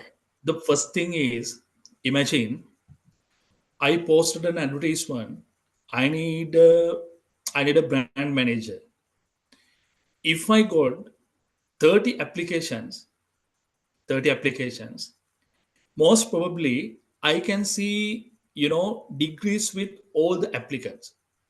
So I can't specifically identify any employee in terms of that one, because all the people have their bachelor's degree. When I consider any other professional qualification, sometimes most of them have similar or same professional qualifications, but that is not enough to highlight your profile. Then as a marketer, you are learning about branding and so many things, because marketing than me. Marketing intelligence systems, brand management, and the sales, and the marketing communication, so many things. I'm waiting for, I need a brand manager. Then what kind of things need to do as a brand manager. Then you should be able to show, or you should be able to prove that I have enough and I have special competencies than others to take that job or to take that position. Through your experiences or through your evidences, if you can show that I have contributed to this organization like this, so through my engagements we gain these achievements for this organization. So recently I developed 3 brands for these organizations. Through my engagement, they benefited like that. So recently I did brand consultation for these small companies. So they benefited like that. Then you can show them or you can prove that. So I found this organization, or I engaged with that organization. Initially, they had these troubles to compete with their competitors, or to reach their customers. So I clear them by introducing their strategies. This is that case. You know, something like that. You should be able to make a highlight than similar applicants. Because if we got 30 applicants with the same background, same qualification, same thinking, and how we can specifically select one person, that is the hard thing. So we can pick anyone. So we realize that all the people come with similar background, similar qualification, similar achievements, similar contribution, or we can pick anyone. So through your practices, engagements, achievements, if you can highlight, so I mean, addition to your bachelor's or any other professional qualifications, you need to make your stories. That's why I asked to make a portfolio by collecting stories and cases. It requires, because when you are going to collect evidences or stories, you need to engage with the industry. You need to explore the world. Otherwise, you can't make achievements. Otherwise, you can't collect evidences. So when you engage with the world, you will realize what kind of thing should I do? What kind of thing should I improve? What kind of should I, master with? Then automatically you jump to the scenarios. Then you can gather them, you can stapler them as I did that one. So this is a special achievement in my career. So that's why I asked you to make a profile instead of a CV, because CV just we can write that. So I joined this one as a marketing executive. I did photocopying and these things. I stapler their gift packages, something like that. So no one values them. No one values them. So it requires real engagement. So so no worries. So, sometimes if you can't find a place for your internship, imagine, just take this one as an example. But you can pick 2 3 small organizations. So no need to worry about a big organization. That is good if you can go and take the exposure. That is good. That is fine. Or at the same time, you can work with two three people. So you can apply your knowledge, thinking, imaginations, everything. So with the organization, through this kind of initiatives, you can make some good stories.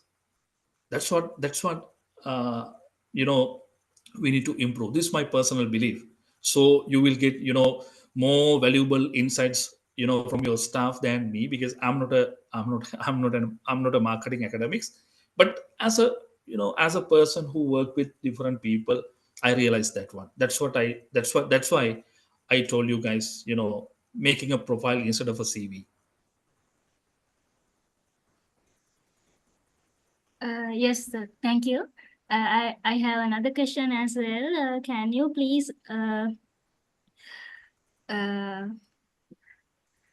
you please, how can social entrepreneurs effectively market their mission-driven products or services to attract both customers and supporters? Can you give a simple idea of that?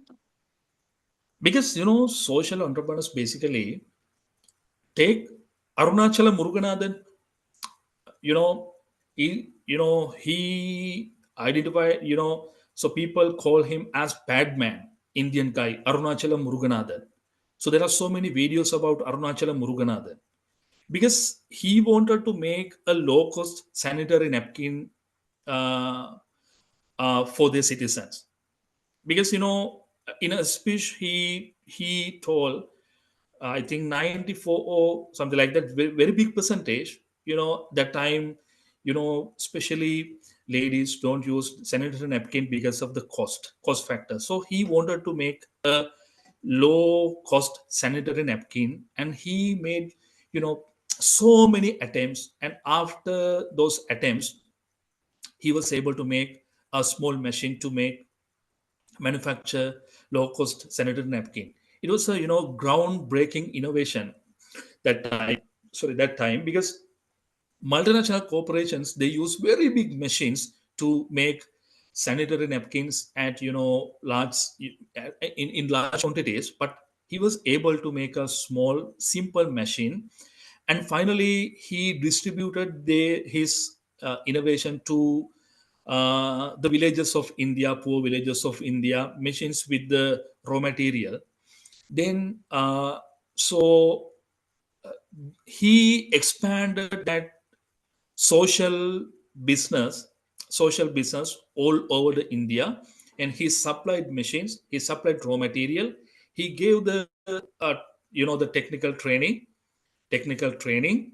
to the people. Then the especially poor people, they engage with that production process. They provide a sanitary napkin to a very very low price to the market. So the main thing is his prime concern was not money, because if he capitalized that in terms of you know or with the money focus, you know he can earn millions billions of money, but he used that as a social venture. So he gave the machines to poor Indian families. He trained them, gave the raw material, and he made the market for the products. So they issue the product to the market at a low cost. So even the poor people were able to buy those sanitary napkin. Take that one. Prime concern, because he had that passion, commitment, everything. He's a very very very energetic person with a very deep passion, very deep passion, because he did so many researchers to find that machine. Because his wife also got separated from him because of his research.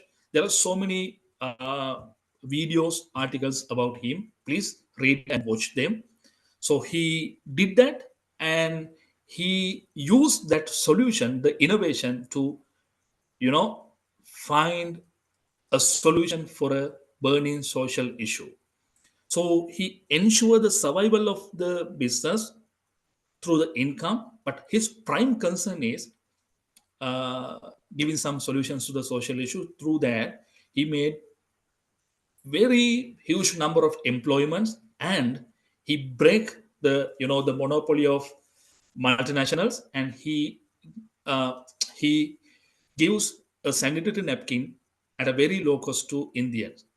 So they can develop models, processes, systems, organizations. So they can work with the community, they can work with the support organizations, they can work with the NGOs to get some funds. That is fine. The prime concern is giving social solutions, not earning millions, billions of money. So they can work with supportive parties like government, like uh, you know the business entrepreneurs, NGOs, any other foreign organizations, to get some funds if they want. Or they can work with this normal market conditions.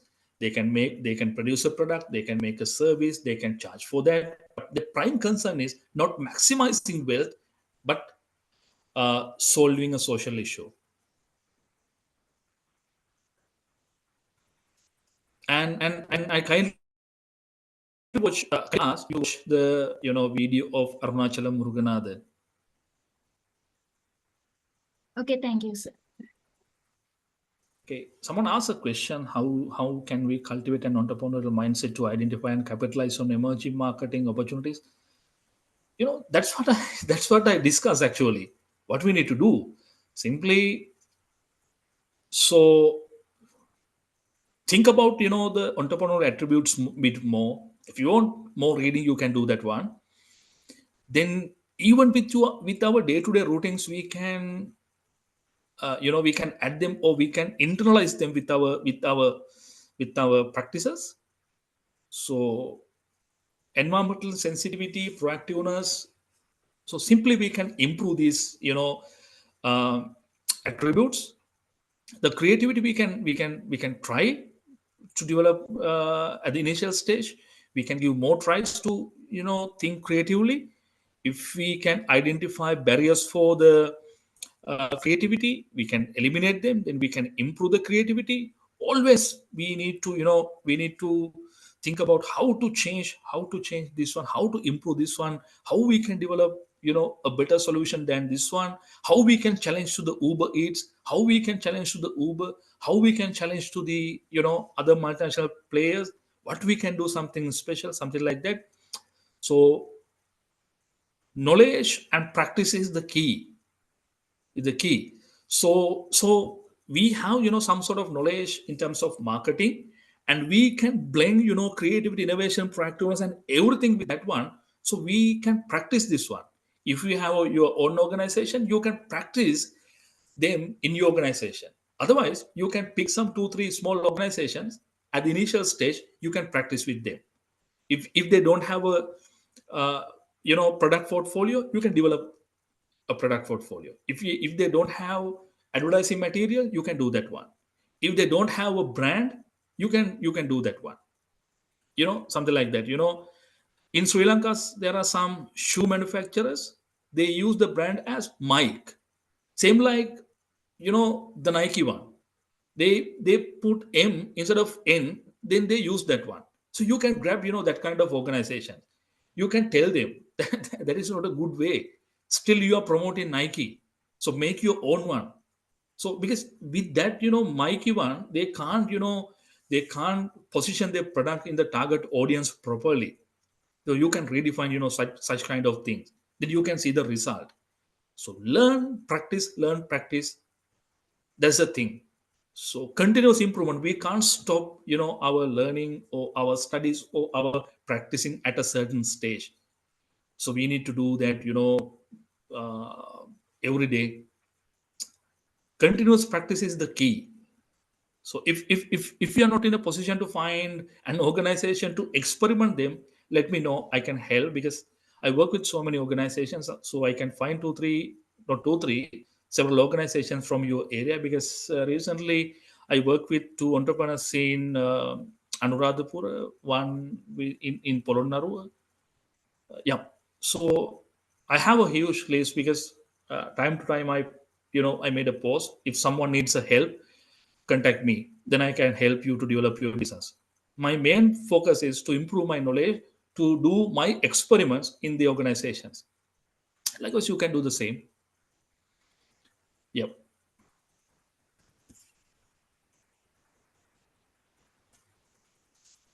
So I have a question. You said that having the knowledge, skills, and attitudes are important for an entrepreneur. And can you explain if networking is a crucial role when it comes to the success of an entrepreneur? Yeah, there are so many other factors. So I just pick one of 3 crucial factors, because without having knowledge, skills, attitudes, without that foundation, it is so difficult to move forward. If you want to have more networks, it requires the attitude, it requires the competency, it requires the skill. Because without making any contribution, or without making anything special, that is so hard to make networks. let's take a very simple example. So I believe as a university lecturer, I need to share my knowledge productively. I need to hunt new knowledge daily. I can't postpone that one. So if I do that role in a better way, even after 10-15 years, people can, they can recall my name. They will keep that in their mind. So especially I work with so many entrepreneurs. I teach some subjects to entrepreneurs. My expectation is getting more calls from them. If they, if they have a problem, I believe, they need to recall my name. So I need to dial him. I can email him. I need to send him a WhatsApp message, something like that. Because if I have, something special or special capabilities, so people, that is so hard to make, strong networks. That is so hard because we can show them we have these competencies. We did that. I did that one. So I made this contribution. So if you make a good contribution, so that will spread soon. So that is so easy to make networks. So without doing our role, how we can position ourselves in a network. If we want to position ourselves in a particular network, so we need to do our role first. That's why I picked these three. So other than these three, there are so many: improving your networks and uh, develop, improve your English language, improving your IT skills, something like that. We can make a huge list. I just grabbed these crucial three to make our profiles something, unique. Okay, sir. Thank you for the answer. Thank you, sir. To express our gratitude and formally thank you, I would like to invite Ms. Sumandi Dayaratna to deliver the vote of thanks.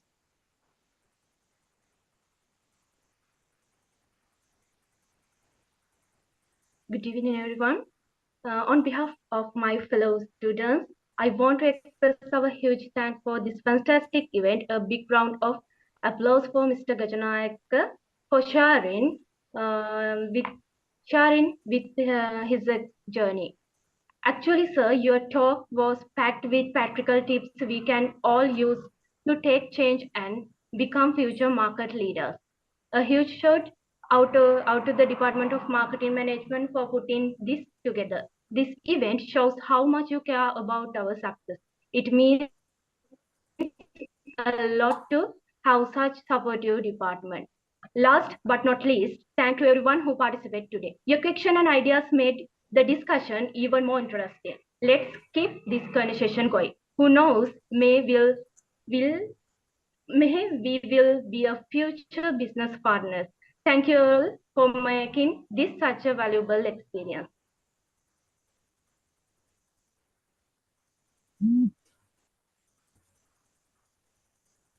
Thank you, Sumandi. As we conclude this event, I would like to extend our heartfelt thanks for all of you who have participated for this event to be a success. Your presence was truly encouraging. Thank you once again and have a great evening ahead. Thank you.